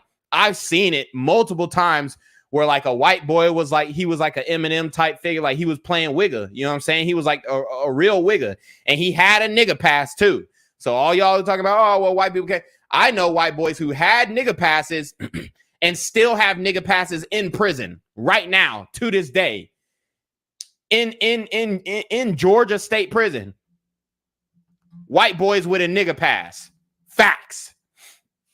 And these white boys, they would stand 10 toes down if they ever got caught up in some shit. Like me personally, I have not, when like the white boy is, you know, I've seen it probably in like cases here and there, but in my personal life, when a white boy is trying to play Wigga and like he's really down, like he get jumped in by a blood set or a crip set or something like that, and then shit hits the fan and niggas get arrested, the white boy oftentimes, a lot of times, either won't say a word or is the last to roll. And maybe that's because he might understand his rights more, but you know, and that also could be a morality thing, a loyalty thing. You know, it could go both ways, but the Mexicans, they're definitely going to snitch on you. So that was a whole fucking tangent. I don't even know where I was going at with that. I think I was responding to a chat, if somebody could remind me of exactly what I was saying. But my point was that, you know, Mexicans skip school a lot of times because they were put in the slow classes. They were put in the, you know, the retarded nigga classes. And I mean, shit, just because I don't speak the language doesn't mean I'm fucking retarded, right?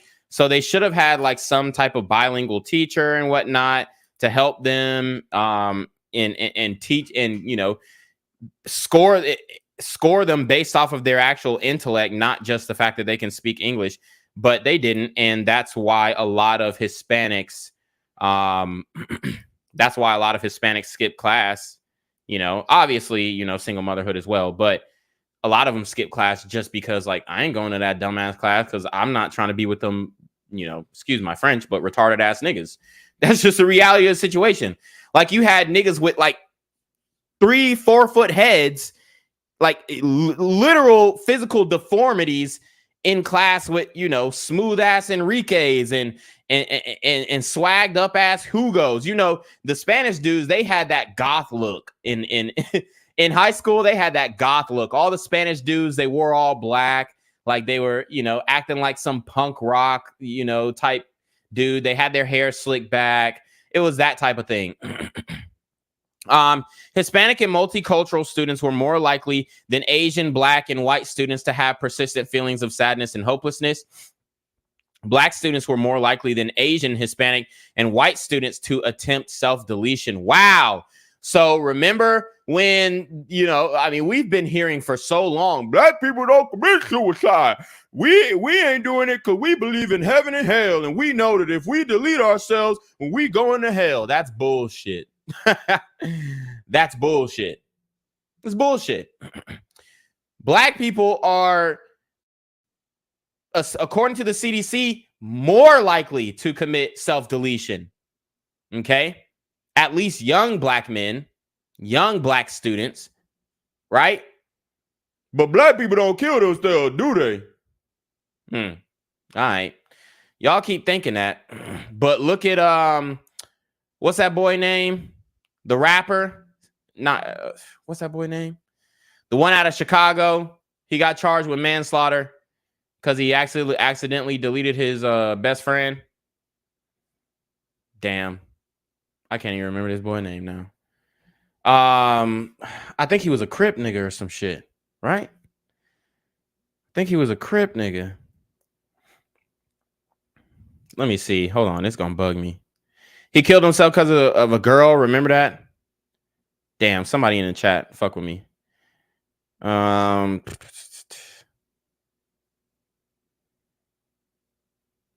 I can't remember that boy's name, but he was a rapper out of Chicago. Lil Loaded? Was it Lil Loaded? Yeah, Lil Loaded. Lil Loaded. Yeah, man. R.I.P. Lil Loaded. That nigga killed himself. That nigga killed himself. Allegedly over a bitch. And he accidentally killed his best friend. So, I mean, that will fuck with a man. Act with urgency. The report comes after recently released data show overall self-deletion rate rises for the first time after a 2-year deadline or decline. Particularly, listen up, particularly among Black children and youth who saw the highest increase. So Black children and Black youth had the highest increase of self-deletion. Why do you think that is? Why do you think that is? Health officials highlight the urgent need for investment in school programs, as a survey also found 61% of high school students felt a sense of school connectedness. Young people are experiencing a level of distress that calls on just to act with urgency and compassion, said Kathleen Ethier, director of adolescent and school health at the CDC. With the right programs and services, programs and services in place, schools have the unique ability to help our youth flourish. No, men just need to feel like they're accomplishing something. And in these fucking indoctrination camps you call high school, middle school, and elementary schools, they're not accomplishing a fucking thing. They have to get extracurriculars to feel like they accomplished something. And if they're not athletically gifted, it's even harder. Like a lot of times, it's even if you're a young man and you're making good grades, it really doesn't fucking matter because you're still not getting what you want. Because you could be making good grades, but you might be getting bullied. You could be making good grades, but you have no clout, you have no popularity, you ain't getting no bitches. Like, it doesn't even fucking matter. Like, if you go up to a girl and say, "Oh, I'm the valedictorian of this school. I have a great future. I'm going to Harvard. Would you consider me as a dude?" The bitches will laugh in your fucking face. They will laugh in your goddamn face, bruv. That's a fact. That's a fact. That's a fact, bro. They'll laugh in your goddamn face, bro. Like, imagine you go up to a bitch in high school. "Oh, I'm the salutatorian. I made all A's last semester. Would you date me?" Fuck no. They're going to laugh in your face and say, "Do you play football? Do you play basketball? Hell, do you even play soccer? Do you play baseball? What do you do? Who the fuck are you? Why are you talking to me?" And this is coming from an athlete who played multiple sports in high school. I ran track. I played basketball. I played football. I played baseball. Okay? Okay? This is coming from an athlete who played multiple sports, a multi-sport athlete. And I'm telling you, and I was always driving up the averages on our team because I made all A's. So I was like one of the smartest niggas on the team. It didn't fucking matter. It doesn't matter. Are you playing? Are you good? How do you look? That's what mattered. That's what mattered. And everybody fucking knows. And if you're denying that, then you're full of shit. You're full of shit. Okay. So we're done with this article. Let's get to the men, and then I'll have to close it. I wanted to get to way more stories, but I just don't have time right now. But we'll get a good 2-hour stream in. Mr. Jake the Great. Okay, no, I read that one. Alphazo says, these girls getting pimped out to men who are 40 plus when they're 18 and 22 years old. Soon as they graduate high school, they on dating apps and going to the club. Facts.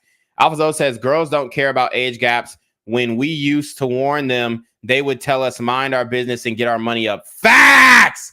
Wow, that was so real, Alphazo. Because when we were in high school, I would be looking like, dude, man, there was this one girl in my high school.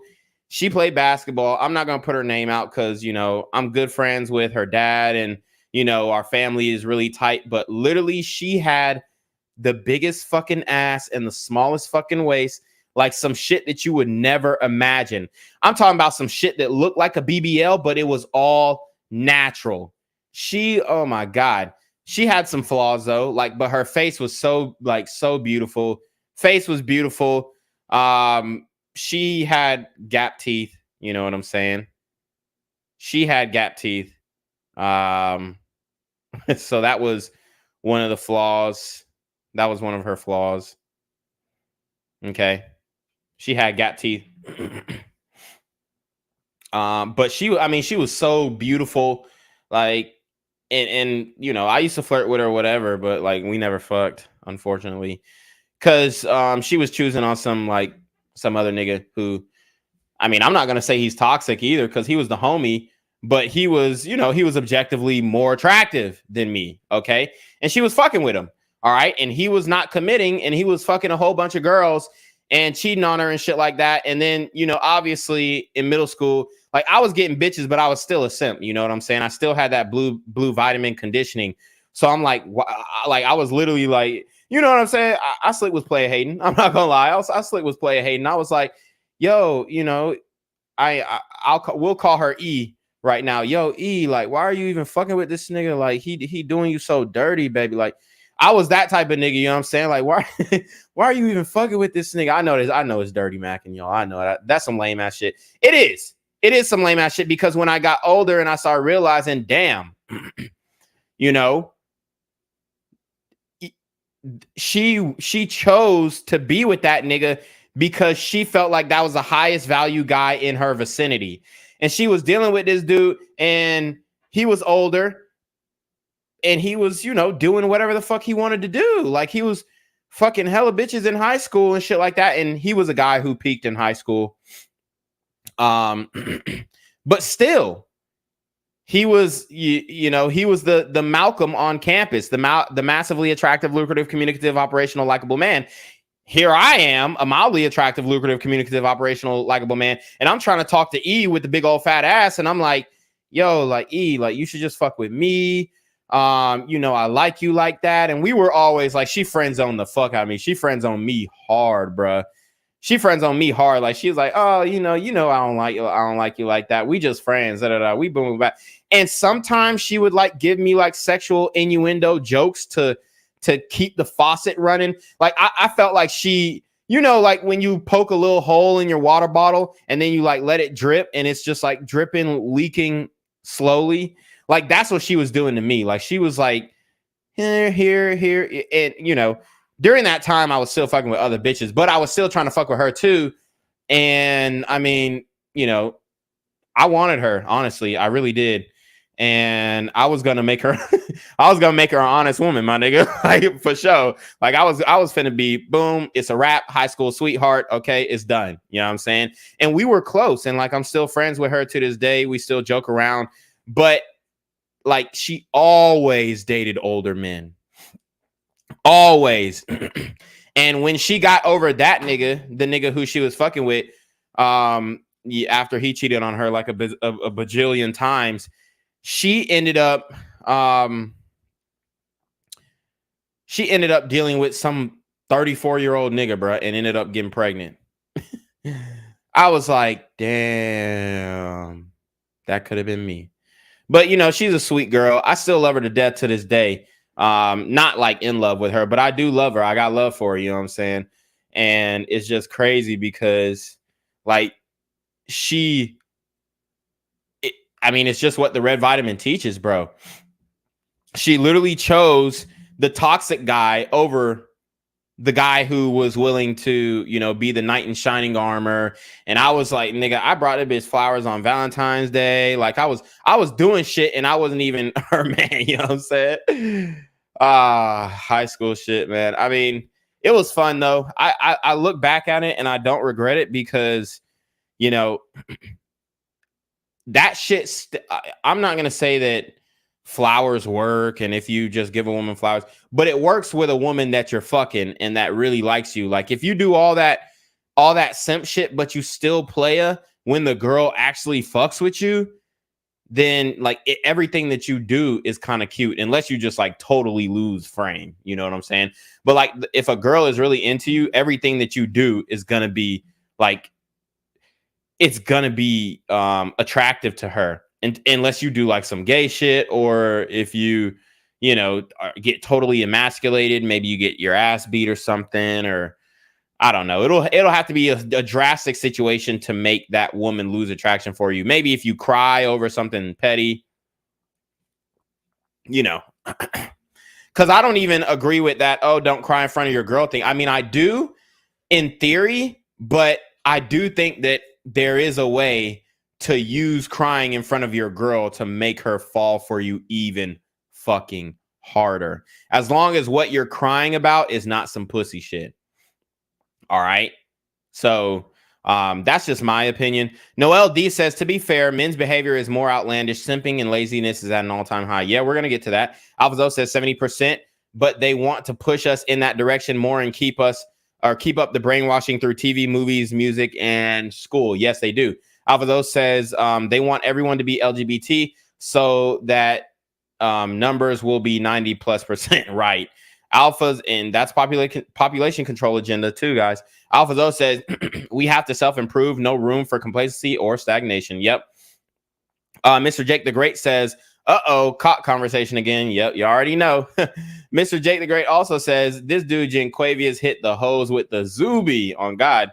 He also says, Ayo, Jin Q, smoke some of that white rhino before the stream. Yeah, nigga, shit got me coughing.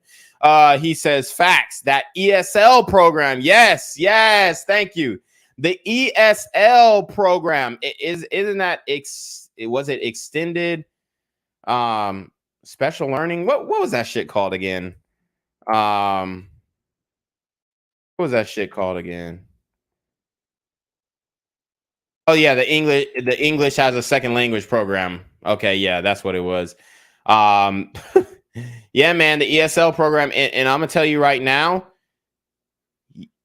the ESL program was literally the retarded class. I'm not even gonna cap.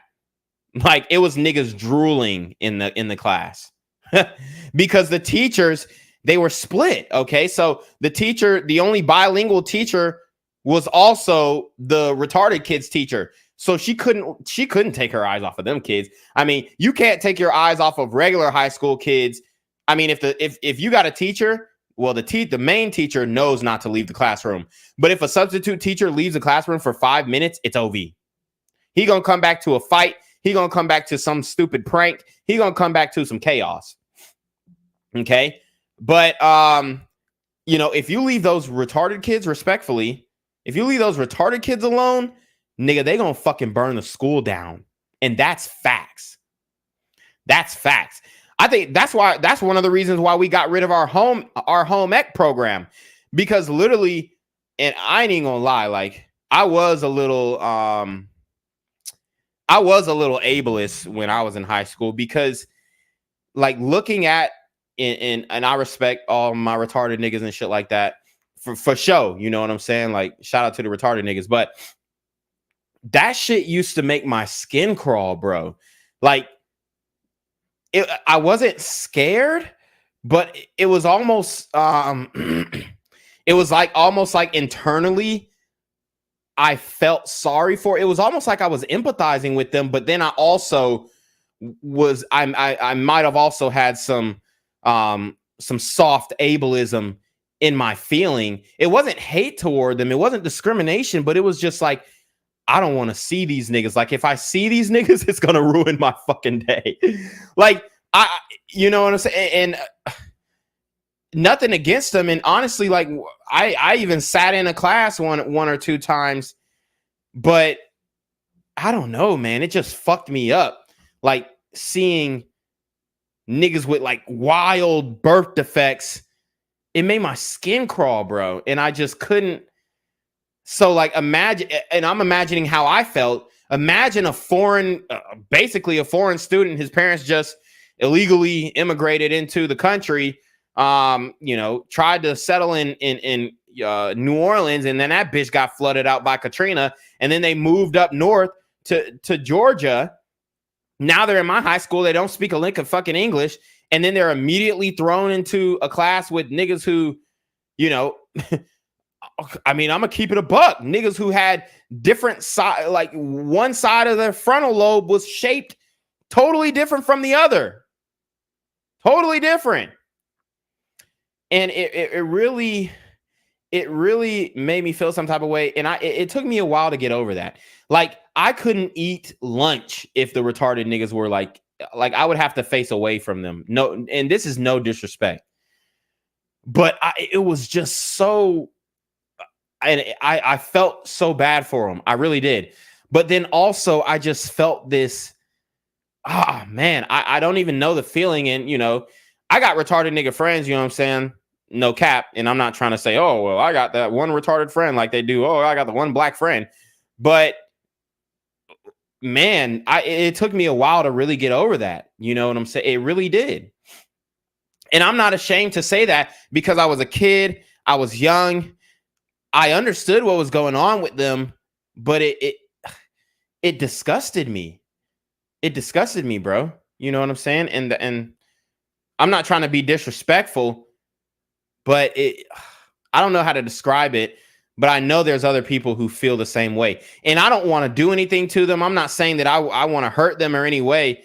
I really feel bad for them, but then I also have this feeling of just, it makes my skin crawl to look, be around, even audibly, like just hearing them niggas in the hallway gives me PTSD. You know what I'm saying? Like remembering that, and I'm not even trying to be mean or anything, but just remembering them niggas in the hallway was a traumatic experience. So I guess I can, understand what the CDC is coming from when they were talking about traumatic experiences in high school, because that was definitely a traumatic experience. Like, so imagine what those Mexicans were feeling when they're thrown in that class and they got niggas who, done ripped off half their shirt, and it ain't even halfway through second period yet. The nigga got half his shirt ripped off and he's chewing his damn drawers. Like, they literally had to have a washer and dryer machine in the classroom for the retarded niggas, and they put them niggas in the basement. So if y'all think I'm talking bad about them niggas now, shit, talk to my school district, because they put them niggas in the basement. Talk to Region 8A, because most of the schools were built the same way, and they put the retarded kids in the basement, which is probably not the best idea, especially if they were to burn some shit. But they literally had to have washer and dryer machines in the retarded niggas classroom, because they would drool on their shirts and they would have to wash it in the middle of the school. Excuse me, in the middle of the school day. And I'm not trying to be ableist or anything like that. I'm just reminiscing on high school and how I really felt. Alpha Zo says, trans reclaim your throne with muscles. Let me get my passport ready. Oh God. Mr. Jake the Great says, correct, can confirm. Yes. Distant Light says, I remember we used to scream Jerry, Jerry whenever a fight happened in public school. LMAO. There had to be a person like Mr. Williams to maintain order. Big facts. And I remember we had this Officer Gabriel, this big fucking yoked white guy. And he used to, people like to say, oh, the cops are racist. Dude, this dude was like the most non-racist guy you ever think, you know what I'm saying? Big ass white guy. He used to come and he really had like an urban personality. Like, he was like, yo, what the fuck is good? Whatever. Like, he used to play with us, cuss with us, whatever, fuck around. He used to come through and play bloody knuckles with niggas. So like, we would play bloody knuckles with this cop, and we would like, punch each other's knuckles and see who could go the longest with Officer Gabriel and shit. And he's just this big yoked fucking white guy. And whenever a fight happened, he just run over there and fucking break that shit up. Bro, it was so, my middle school experience was so awesome. One time there was this nigga, damn, I forgot this nigga's name, but he got to fighting with this other nigga, and he threw this nigga through the window, bro. And Officer Gabriel came Like Officer Gabriel seen the fight, came through and burst, like jumped through the window. And the window was partially broken, but he just like jumped in like fucking Superman and tackled. He tackled both of them niggas. And then one time there was a fight with this nigga named Takaias and this bitch named Kiera, and they just got to fighting in the like before lunch. We used to wait in the gym, like the auditorium or whatever. And we would just wait and we would just chill and whatever until school started after breakfast. Right. It was, you know, you'll go to breakfast and you'll go to the auditorium, you'll chill. And like a lot of fights used to happen there because it was just a whole bunch of middle school, you know, a whole bunch of black middle school kids in the same area. Like it's bound to happen. And literally these niggas got to fighting. This is the biggest girl I've ever seen. This girl was like 6 foot in middle school, big ass, big titties, but she was like ugly in the face. And she literally was like a grown woman. She wasn't 6 foot, but she was like 5'8", 5'9". She was a tall bitch. And this is middle school. And she got to fighting with this nigga named Takaias. And bro, they was hooking like a motherfucker. And she was holding her own. And he was holding his own, obviously. And Officer Gabriel came. And when they got the fighting, it was like a whole sea of middle schoolers falling off the bleachers. You should have seen it. It was fucking amazing. And when they got the fighting, Officer Gabriel, like he got the radio for the fight. This nigga came running in like fucking Batman and jumped and just put both of them in. I don't know how, but he locked both of them up in some type of jujitsu hold. And, you know, the rest was history. No one says no good deed. Yep. Mr. Jake the Great says the stone tangent goes crazy. Distant Light says, I know, right? I mean, if it's the retarded classes, then they could theoretically skip a significant percentage of class and still pass. And that's what they would do. They would be like, I don't need this shit. Boom, boom, bap. They would leave. They'll smoke the weed in the bathroom. They'll skip, you know, until the end of school. Then they'll come back when school ends, hang out in the parking lot, and then dip. And a lot of them niggas ended up graduating. A lot of them didn't, though. I think we had like 175 people in our high school who didn't graduate in my graduating class. That was just one graduating class, 175%. By the way, the girl who I was talking about earlier with the big old ass and the gap teeth, she didn't graduate.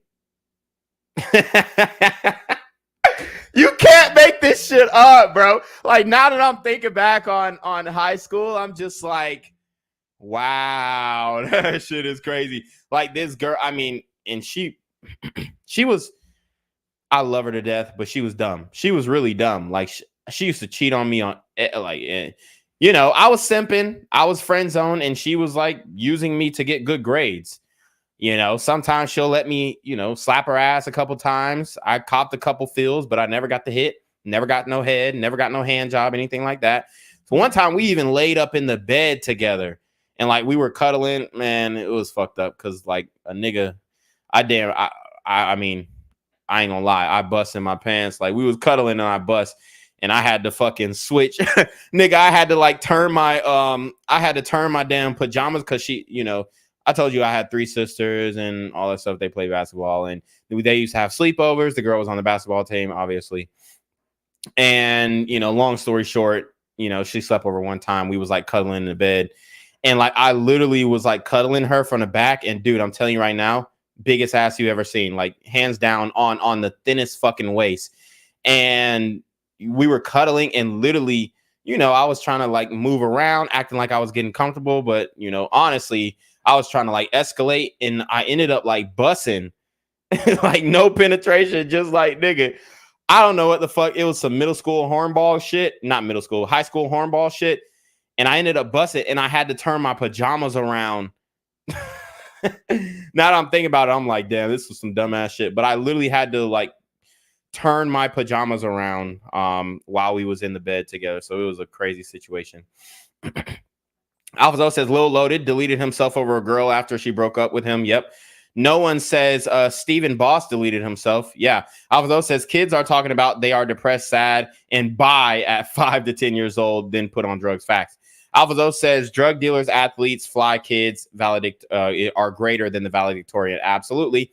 Mr. Jake the Great says no arguments from me. Yep. Alphazo says, and the others would get mad and tell us, chill out, stop acting so smart. Yep, you absolutely right. Distant Light says, oh man, it happens. Mr. Jake the Great says, See, if I tried to do that, all girls in the school would have avoided me and called me desperate, and some dude have all the luck. Yeah, some dudes have all the luck. Yeah, some dudes really did have all the luck. Alpha Zo says, you can't make this shit up. Prego by a 34-year-old sounds like a bunch of girls I grew up with. Yep.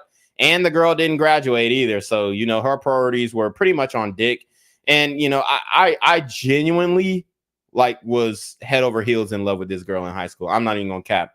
Like, I genuinely was in love with her. And, you know, I had girlfriends and shit like that. I had other bitches that I fucked with and liked mildly, but I really like loved this girl, and she was just not giving me she was not giving me the time of day.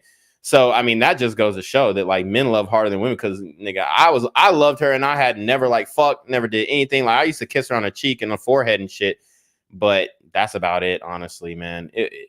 Honestly, it sounds really sad when I look back on it, but it wasn't like I wasn't fucking with other girls at the same time. But I really wanted her, you know what I'm saying? Mr. Jake the Great puts 199 on it. He says, just sending this for S&G. Be safe, big bro. HAGN. I don't know what that means, but Oh, say less. night. Have a good night. Okay. Alvazo says, most of the girls I grew up with all have baby daddies who are in their 30s, 40s, and 50s. The girls are still in their 20s, early 30s. Yep. Distant Light says, English a second language. Yeah, the ESL program. It's supposed to be ESE. Special ed and ESL not together in the same class. Yeah, they were in the same class at my school. Alvazo says a few ESE kids became rappers and hood stars. That is true. Look at Lil Welvin. Y'all remember Lil Welvin? And I ain't gonna lie, when I first saw Welvin, I was like, why the fuck is this nigga? Like, it disgusted me. But then, like I said, I had to grow up. I had to get older. I had to realize that, man, they were dealt a fucking shitty hand genetically. And, you know, I just need to pray to God and thank God that I'm not like that, honestly. Spark That Shit says, yo, I was in ESL, but that's because I was from a different country, so I had to learn English. Spark That Shit also says, only there for 3 months, though, after becoming fluent at 6. Nice. Distant Light says, Katrina had super gremlins moving to Houston and causing trouble there, too. Facts. Alvazo said, being in ESL at a young age was like being in the friend zone you never getting out of. Distant Light says, the only retarded kids at my school were always cool, just slow. Nah, see, the retarded kids at my school, they literally, some of them were like, you know, heavy autistic, you know, all that kind of stuff. And then some were just like completely, you know, they literally had no brain cells, and they were just going to school because it was required. I mean, I guess they could do like little puzzle pieces and coloring books and shit, but that's about it. Distant Light says they didn't pick shit up quickly enough. Spark That Shit said it traumatized me. Yeah, I'm sure. Noel D says a lot of the retarded kids were very deformed. Some look like Sloth from the Goonies. Very repulsive. Yeah, man. Yeah, man. And it's so sad. It really is, but that's the fucking truth. He brought out Sloth for the Goonies. Oh, my God. That is bringing up some crazy memories. I'm not even going to lie. This is Light says, shit. I remember I used to ride the desegregation bus. Some of the proto-gremlins, a guy and a girl, were fighting hard once, and the bus driver stopped and said, I'm calling the cops. Alvazo said, this dude sound like Captain America. Yeah, Officer Gabriel, if you're out there, shout out to Officer Gabriel, Clark County Police Department. You know, he was a fucking hero. Distant Light says, this tall white cop, like a BLM protester's nightmare cop, shows up, shouts, who's fighting? We all fucking dive under our seats scared. One of the kids end up saying, I have feelings for her. LMAO.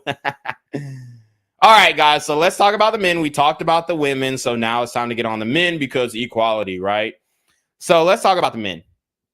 And let's talk about the causes of why men are dropping out of the workforce. Working age men, military age men, dropping out of the workforce in record numbers, dropping out of high school, dropping out of college, not getting, you know, degrees, whatnot, in record numbers. Why is this?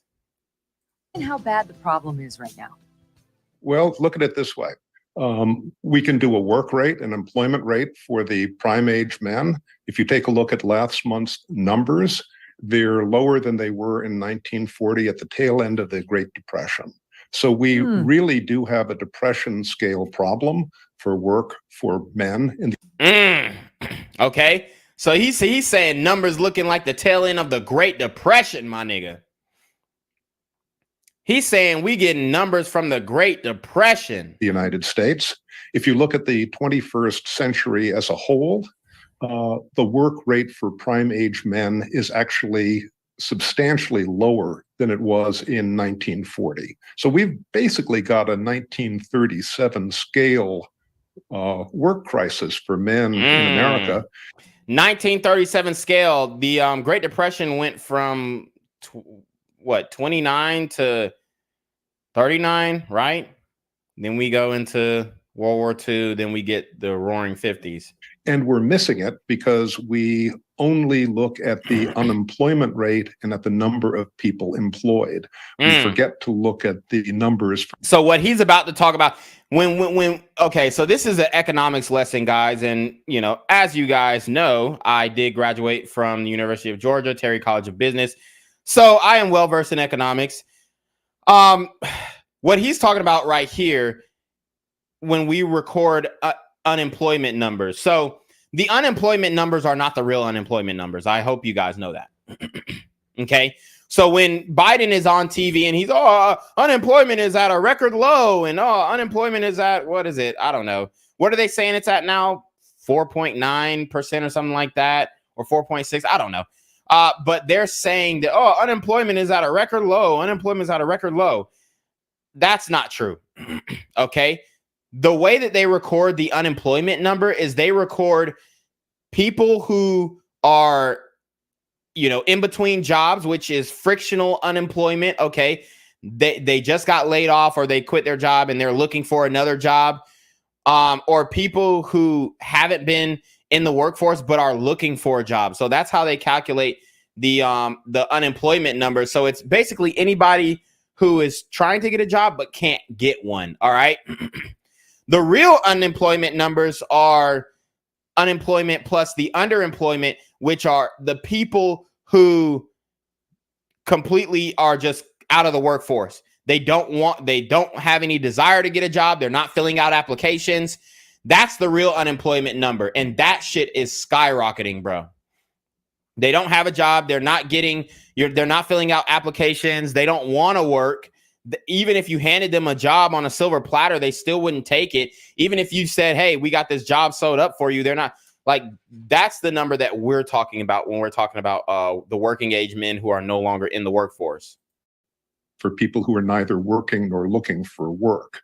For every guy who is out of work and looking for a job these days, there are over 4 who are neither working nor looking for work. So if you track the unemployment happy talk. Wow. So what he basically said is the underemployment rate is 4 times the unemployment rate. So if we have, I think average unemployment is between 5.2, 5.6%.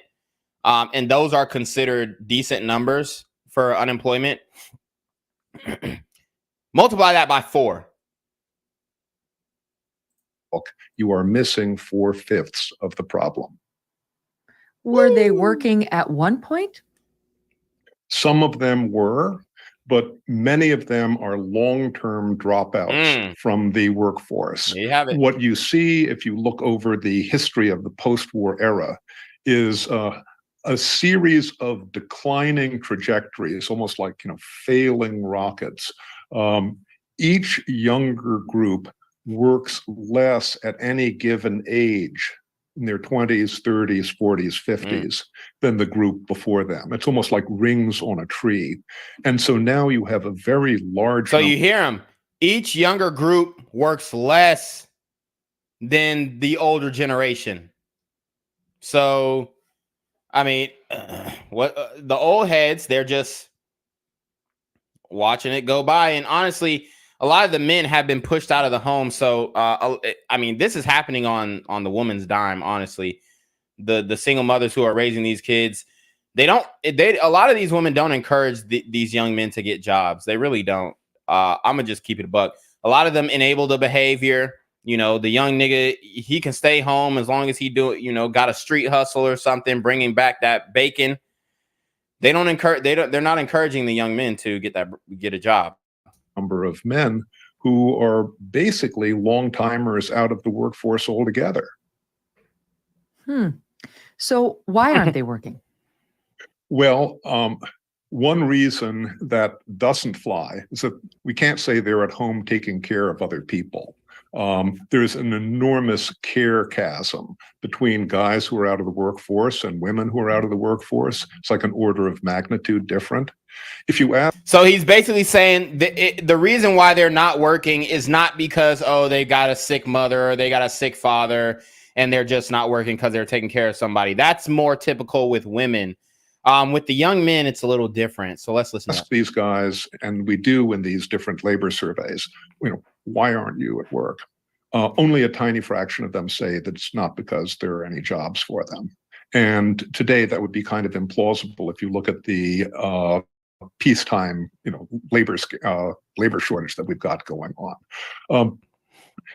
Some of them say that it's because of health problems. Some of them say that it's because of other problems. And a lot of veterans are getting done dirty too. A lot of veterans are getting done dirty. But it's not because of a lack of work, and it's not because of things that they're doing at home. For other people. When did the problems start in earnest, like these big numbers? That's a really interesting question. For the first 2 decades of the post-war era, there was no sign of this problem at all. Then starting around 1965, a flight from work by men started to become evident in these numbers. And the really weird thing about this flight from work is that it's almost like a straight line from the 1960s to today. I mean, people are a little bit disorderly and, irregular. But if you look at the... Let's run it back. This is important. She asked why. When did this happen? Listen up. And the really weird thing about this flight from work is that it's almost like a straight line from the 1960s. What happened in the 1960s? What happened in the 1960s? What happened in the 1960s? All right. Third wave feminism, guys. Third wave feminism. That's the reality. That is the reality. Okay. That is the reality, or at least the generation who brought in third wave feminism were born. So we start to see this total drastic decline. And then third wave feminism really started heating up in the, late 80s, mid 90s. And that's where you get all those shows that Kevin Samuels used to mention, like Oprah and those daytime talk shows, just shitting on men all morning long, all day long. Right.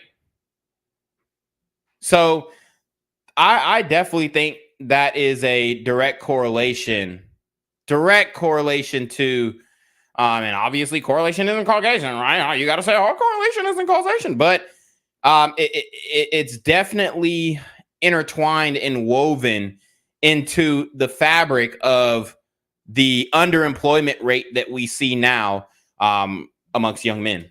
To today. I mean, people are a little bit disorderly and, irregular. But if you look at the numbers themselves, it's almost tracking a straight line through the 60s and 70s, 80s, 90s, 2000s, the 2010s.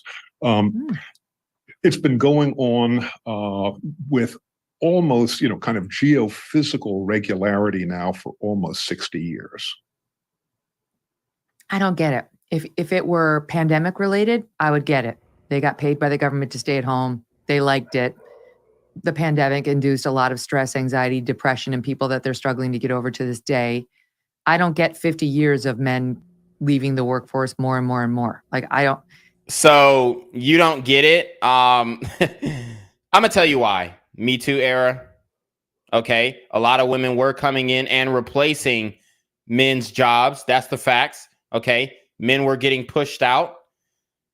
Right. And the thing is, yes, could all these men just wake up and say, hey, let's go look for a job now? Yeah, they could. Technically, they could. But at the end of the day, what are they going to deal with in the workplace? False rape allegations, Me Too allegations, intercourse harassment allegations, HR complaints. My dog is barking, sorry. They're going to have to deal with all these things. So they are discouraged from working. They don't want to be in the same spaces as these feminazis, bro. I was reading, there was an article that I think was on Reddit, and this woman was basically asking people in a Reddit forum if she should report this guy because he refused to interact with the women at work, but he would interact with the guys, you know, his male coworkers. She said it's making the women uncomfortable that he won't talk to them and that he keeps everything business, and he won't talk about anything personal. He just keeps everything business with them. And she literally went to a Reddit forum and contemplated reporting him to HR. For what? He didn't do shit but not say. You can't even not do anything and you're liable to get reported. So that's why men are leaving the workforce, because they said, up, we've had enough of this shit. And whenever it comes to he say, she say shit, she say is always prioritized over he say. Let me say that again. Whenever it comes to some he say, she say shit, she say is always prioritized over he say. What is that? Well, Megan, it's clearly unnatural because for what, 10,000 generations, 50,000 generations in Homo sapiens, in our species, men are kind of like a natural provider force. And now you have an enormous contingent of men in modern America who are cast into this unnatural role as dependents upon society. You couldn't have something like this happening if we weren't as fantastically prosperous as we are today. You go through the 70s, 80s, 90s, 2000s, up to the present, and you can come up with different kind of explanations that kind of work in part. One of the things that is said about rich countries in general is that they've been affected by what economists call structural and economic transformation, decline of manufacturing, outsourcing. China enters the WTO. I mean, there's some truth to that in depressing work rates. And this is what I'm going to say. I mean, even though we have all these factors working against us, guys, you got to get that bread. You got to get the money. Don't be a slave to the money, but you got to get the money. Okay. You have to possess it at least.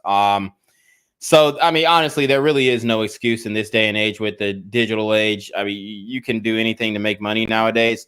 I'm not going to say that you can be rich, and it's substantially more difficult as a man to make money in this day and age. It really is. Because unless you want to go into like some intensive labor job where you're getting paid $25 an hour to, eat shit all day, essentially, it is pretty tough unless you're an entrepreneur and you have like a really good business that's online, maybe remote, or maybe you have a brick and mortar and you just fucking came out and crushed it off rip, or you had some financial help or financial backing, or maybe you lucked up and finessed off the PPP loan and did it legally. Whatever you did, the issue is,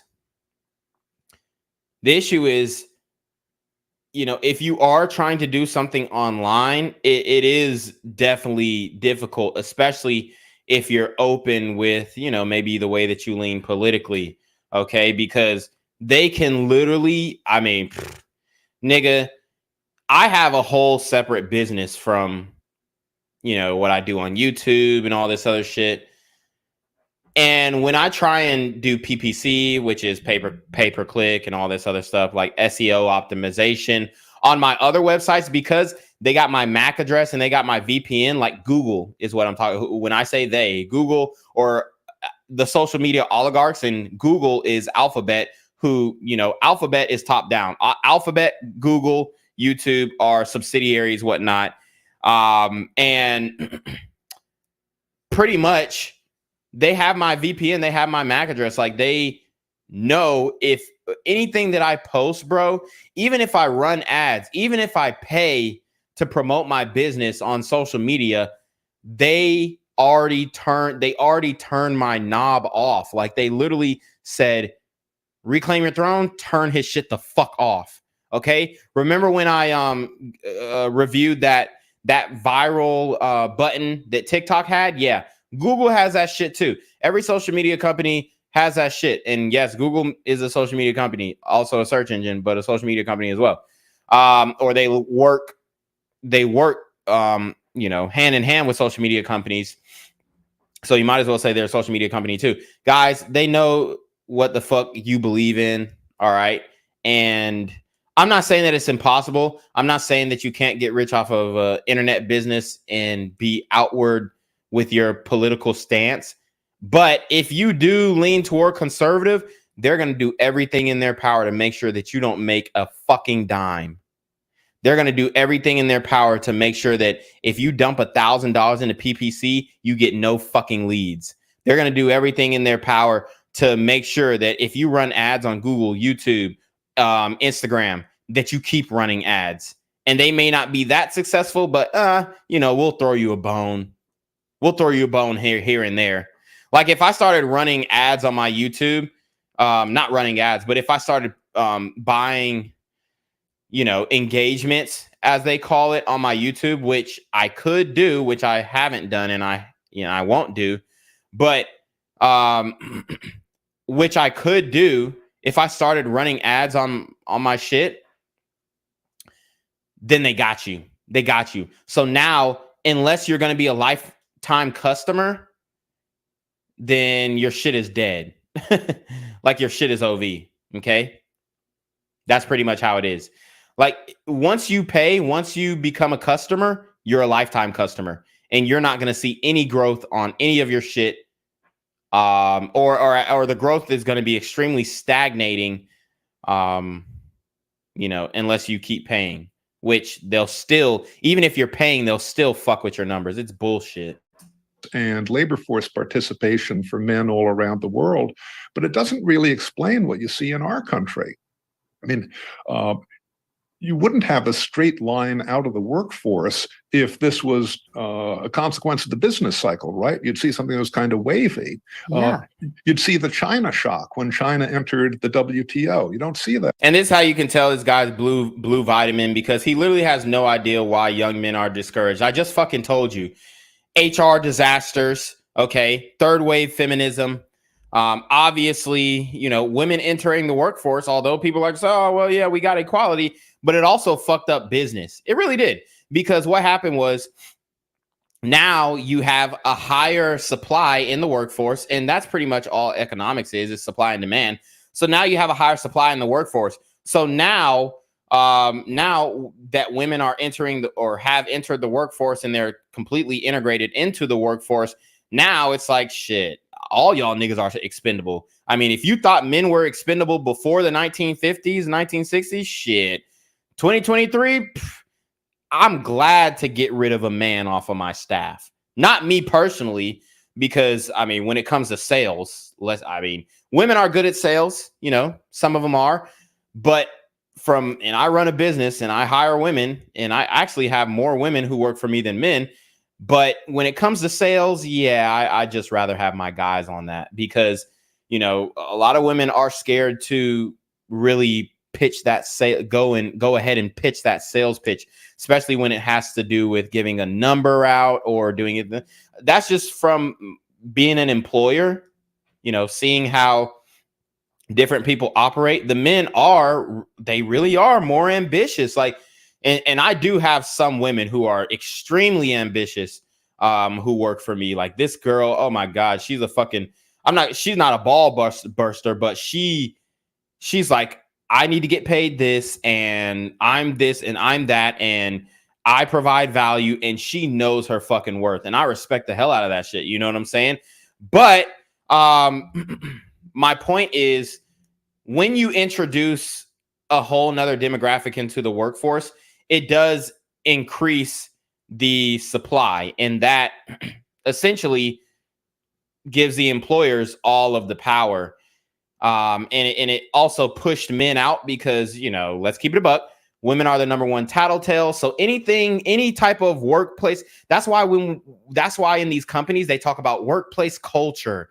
And then, when all these social media companies, like all the Silicon Valley, I'm sorry, I'm throwing a lot of information at you guys right now, but all the Silicon Valley companies pretty much fired or laid off, as they like to call it, a good amount of their employees, the ones who pretty much didn't do shit.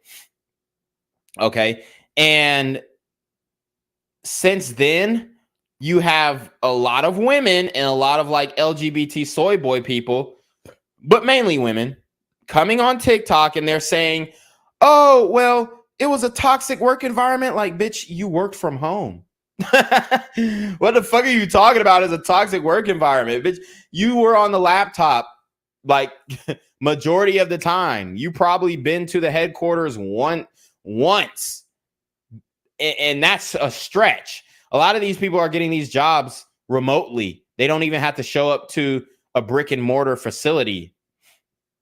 And she's talking about a toxic work environment. So like, I mean, that's just how it is. So when men see this, they're like, if I'm not a CEO, if I don't own the company, if I'm not a manager, if I'm not a supervisor, then fuck this job. It's not even fucking worth it. Because, I'm working this job. I've been working this job my whole life, the way that I've been working it. And then now they integrated the workforce with not only, and I'm not saying that this is a bad thing, but it changed the dynamics of the workforce. So they integrated the workforce. Not only did they, bring women into the workforce, but they brought minorities into the workforce who had not been working with the quote unquote majority for a long time. So that could have also been a huge impact. Affirmative action could have been a huge impact, especially when it comes to employment with white men, because they feel like they're getting fucked because they're not melanated or they're not a minority or they can't claim some type of LGBT status. Like they feel like they have to check some type of box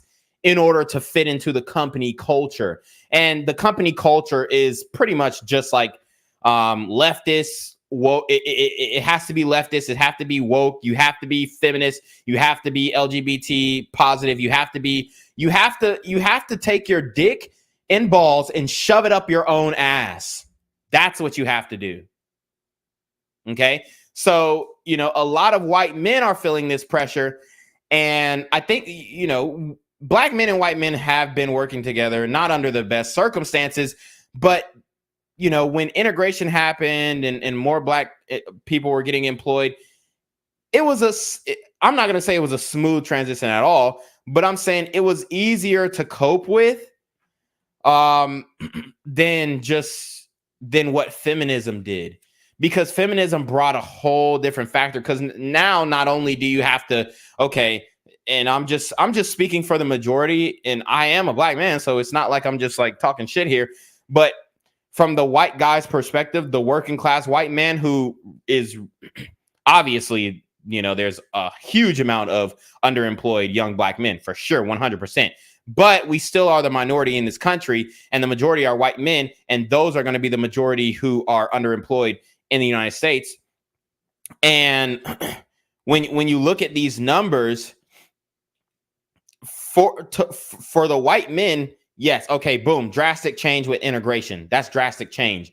Now throw in feminism. And now not only are you dealing with black men, Hispanic men, men of different races. Now you're dealing with women of different races, and they have different ticks and they have different things that upset them. And it's just like so much chaos brought into one situation. I'm not saying that they shouldn't be allowed to work and all this stuff. I'm just saying the drastic change within a small amount of time, it kind of created this situation.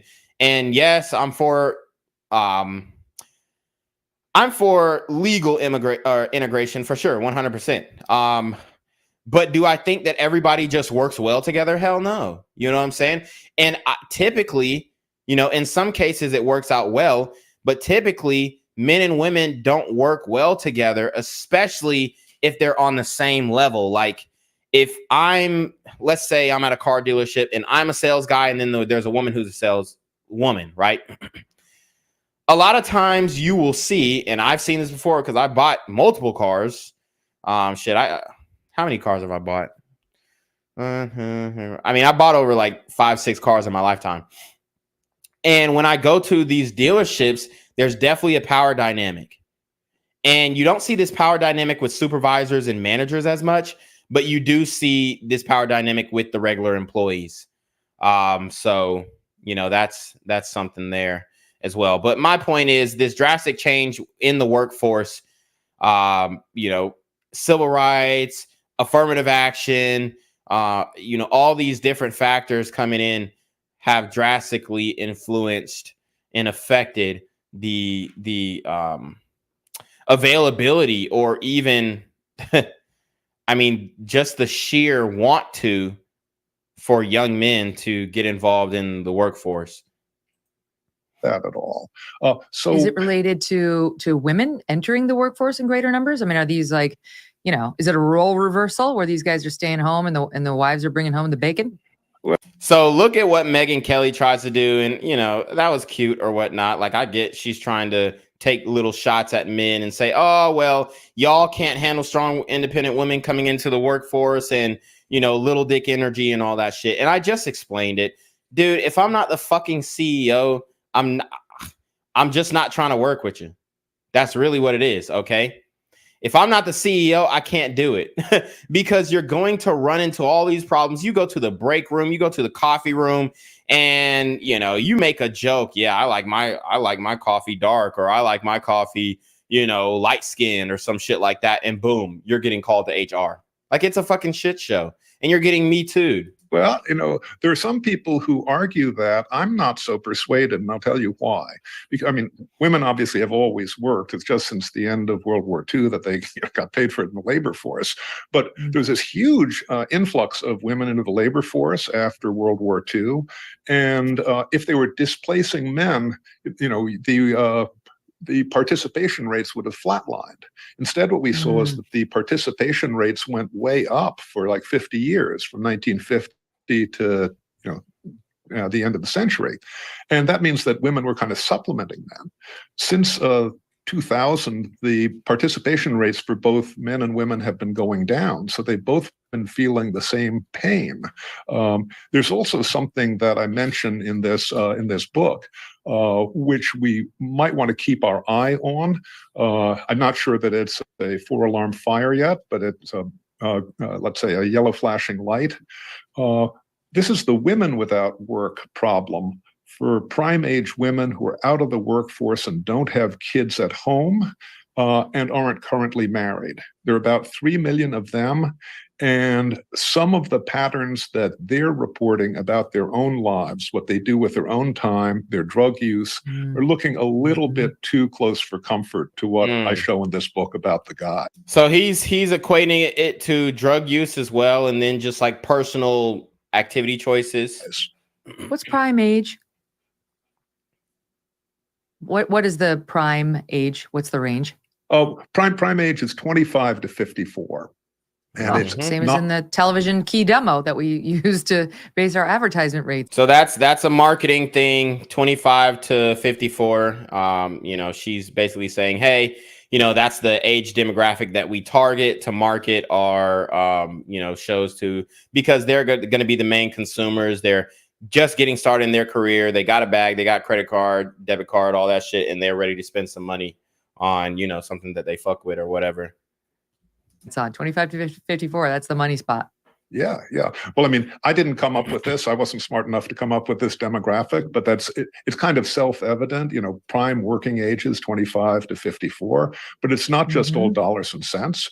I mean, this is also key group for raising children, starting families. It's got a tremendously important social component to it too.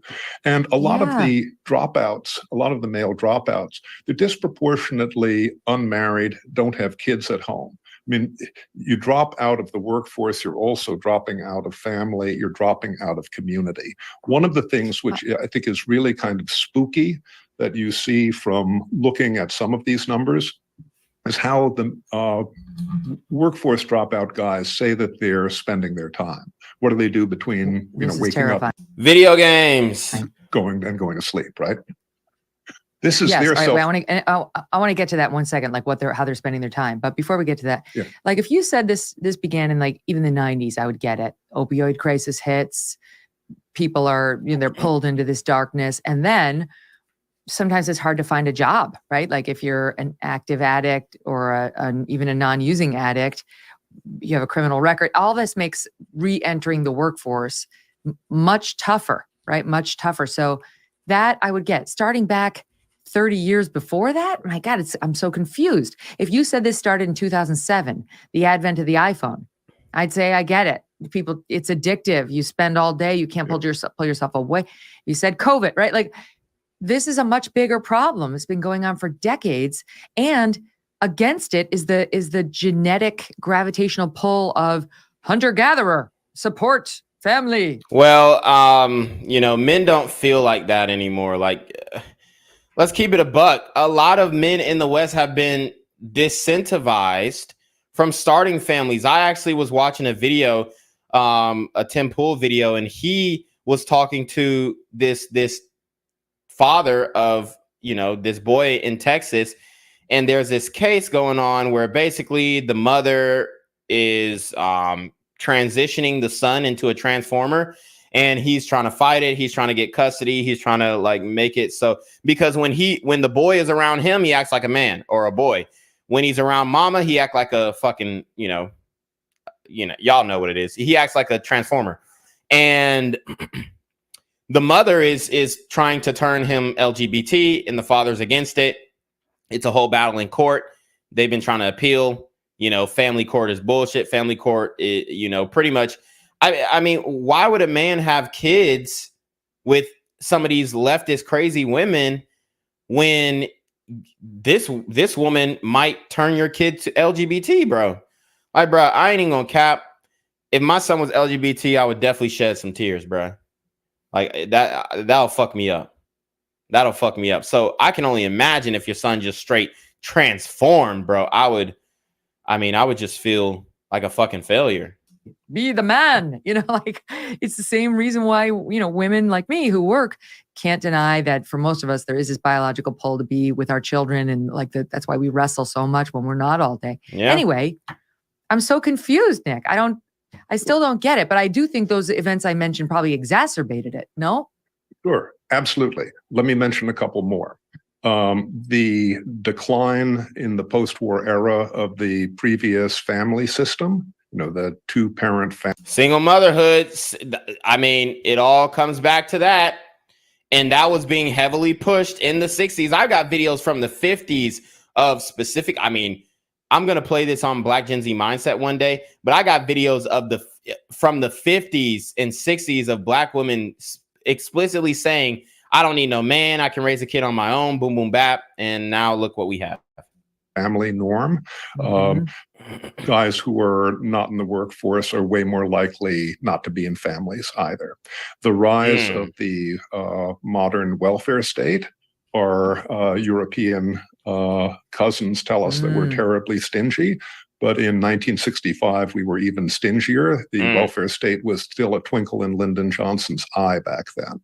And one of the things which we have seen over the last half century, I think, is how terribly destructive the whole disability archipelago of benefit payments for being out of work because you're said to be not able to work. Yeah, incentivizing slothfulness and incentivizing, but men don't really benefit from these this welfare state that they speak. It's mostly women. Like, bro, I ain't even gonna shit.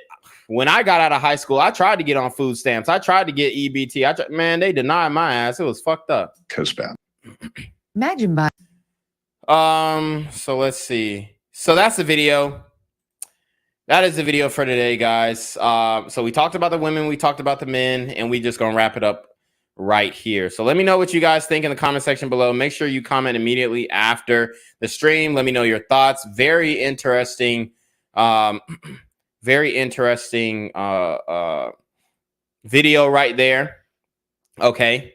A lot of young men dropping out of the workforce. A lot of women have been more depressed, but you know, the real shocker, well, it's not even a shocker, but the real jewel that we found is that 70% of the LGBT movement, these young teens who are involved in, you know, the alphabet community, this 70% are extremely depressed and extremely self-deletion idle. So, hey man, like I said, to all my LGBT, you know, guys out there, if you're out there, give some pussy a shot. Give pussy a shot. You know, it won't hurt. Okay, it will not hurt. You know, you'd be better for it. Okay, I promise you, it doesn't hurt worse than getting fucked in the ass. So, you know, you should probably try that. And then for the women who are involving themselves in the LGBT movement, unless you're 100% like ready to dike up and like you're 100% good with that, then I would say if you think that you might regret it and then want to go back to a lipstick lesbian, then, you know, refrain from the tats, refrain from the piercings. Because I'm going to tell you right now, if you get tatted like a fucking biker and get piercings like a freak, no man is going to want to deal with you. Not even the freaks. Like even the guys who do that weird ass shit, who have freaky engages and whatnot. I mean, even they want hot girls. Like they don't want a bitch with, you know, gauges with fucking 10-inch circumference. Like it's fucking insane. But anyways, you already know what it is. It's your boy Reclaim Your Throne. Make sure you like, comment, share, subscribe. Send your relationship request to the email down below with a screenshot of your Cash App so I know you pay your tithes, man. Y'all need to be on your motherfucking team with the BS. You already know. Reclaim your throne. Do you believe that the Lord tonight has set you free? Yes, sir. Turn around and tell those people. Tell them. I'm not gay no more. I am delivered. I don't like men no more. I said I like women. Women. I said women. I'm not gay. I would not date a man. I would not carry a purse. I would not put on makeup. I will love a woman. Now listen to what. Y'all praise God with him. Hold on, wait a minute. Somebody believe God with him. Hey!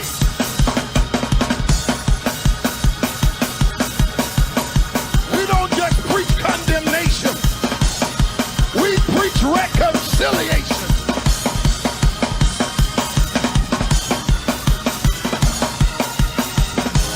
Hallelujah. God, help him, Lord. Help him, Lord. Help him.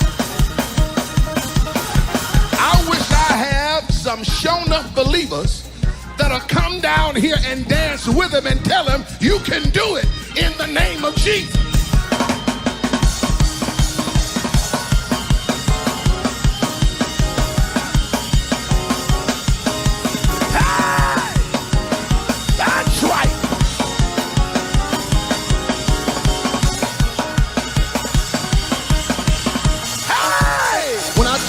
Run down towards that camera and tell them I got a brand new life. Run right now. Run. Because it's in front of you. Glory to God. Somebody shout better. Want to become an elite level athlete? Well, look no further. The Reclaim Your Throne Elite D1 training course is all you need to take your performance from subpar to the creme de la creme of athletes all around the world. The purpose of this course is to give you a comprehensive weight training, speed, flexibility, recovery, and endurance program that is meant to prepare young athletes for collegiate and professional sports. This course is packed with over 2 hours of creative, action-packed lifts narrated and coached by yours truly to assure increased strength, speed, flexibility, recovery, and endurance. Hey, I get it. training alone can be tough and can even make you feel misguided or somewhat unmotivated. But with this course, I walk you step by step through each and every lift to make sure you're using the proper form to prevent injuries and that you're hitting the correct muscle groups to render maximum results. So what are you waiting for? It's now or never. So go ahead and get the training course today so you too can reclaim your throne.